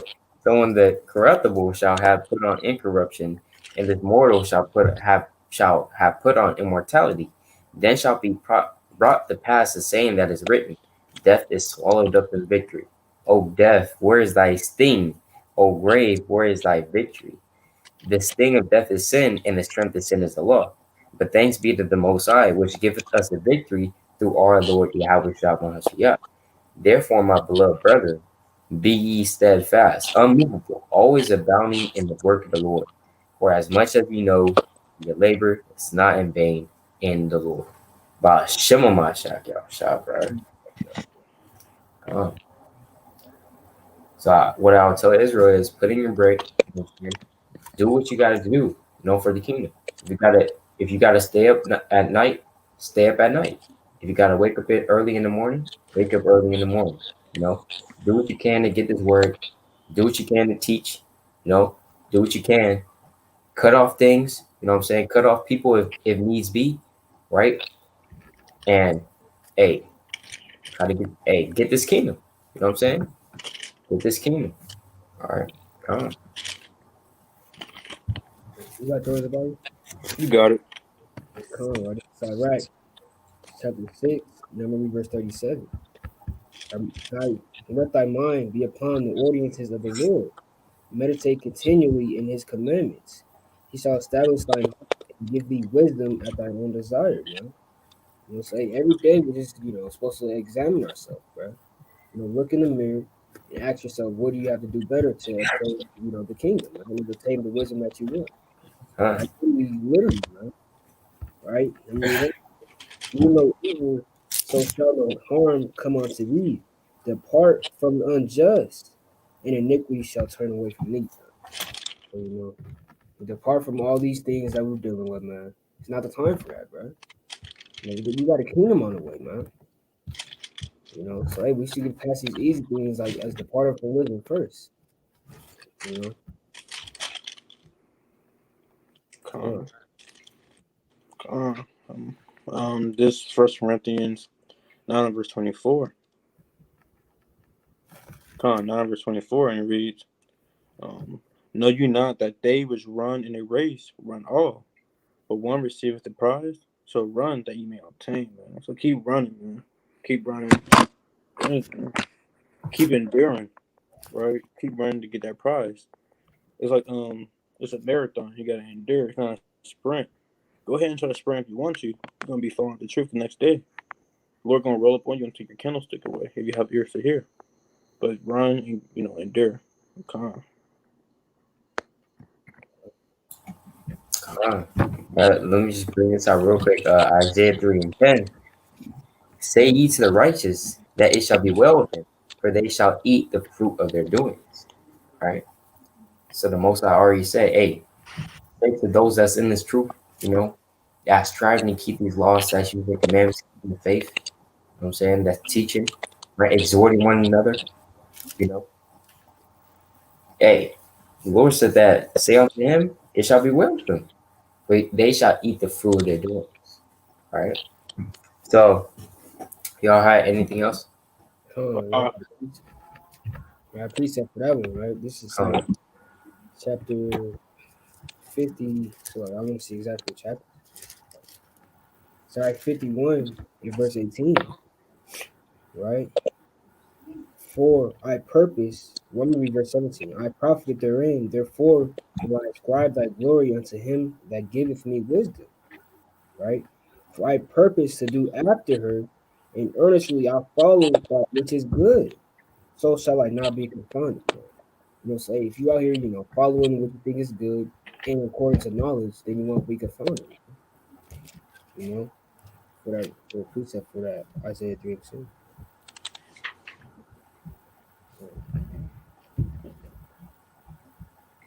Hey, that's right. That's right. So with that, I'd like to give all on praise unto Yahweh, BAHASHAM, Yahushua, all right, who is the most, the true God, all right, the most high Yahweh,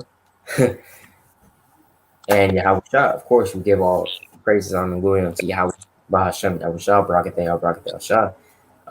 So with that, Brother Yasha, It's Hazyar Gabor. Brother Baria. Khan. Till next time, Yasha, Lord willing, this was edifying. Shalom. Shalom.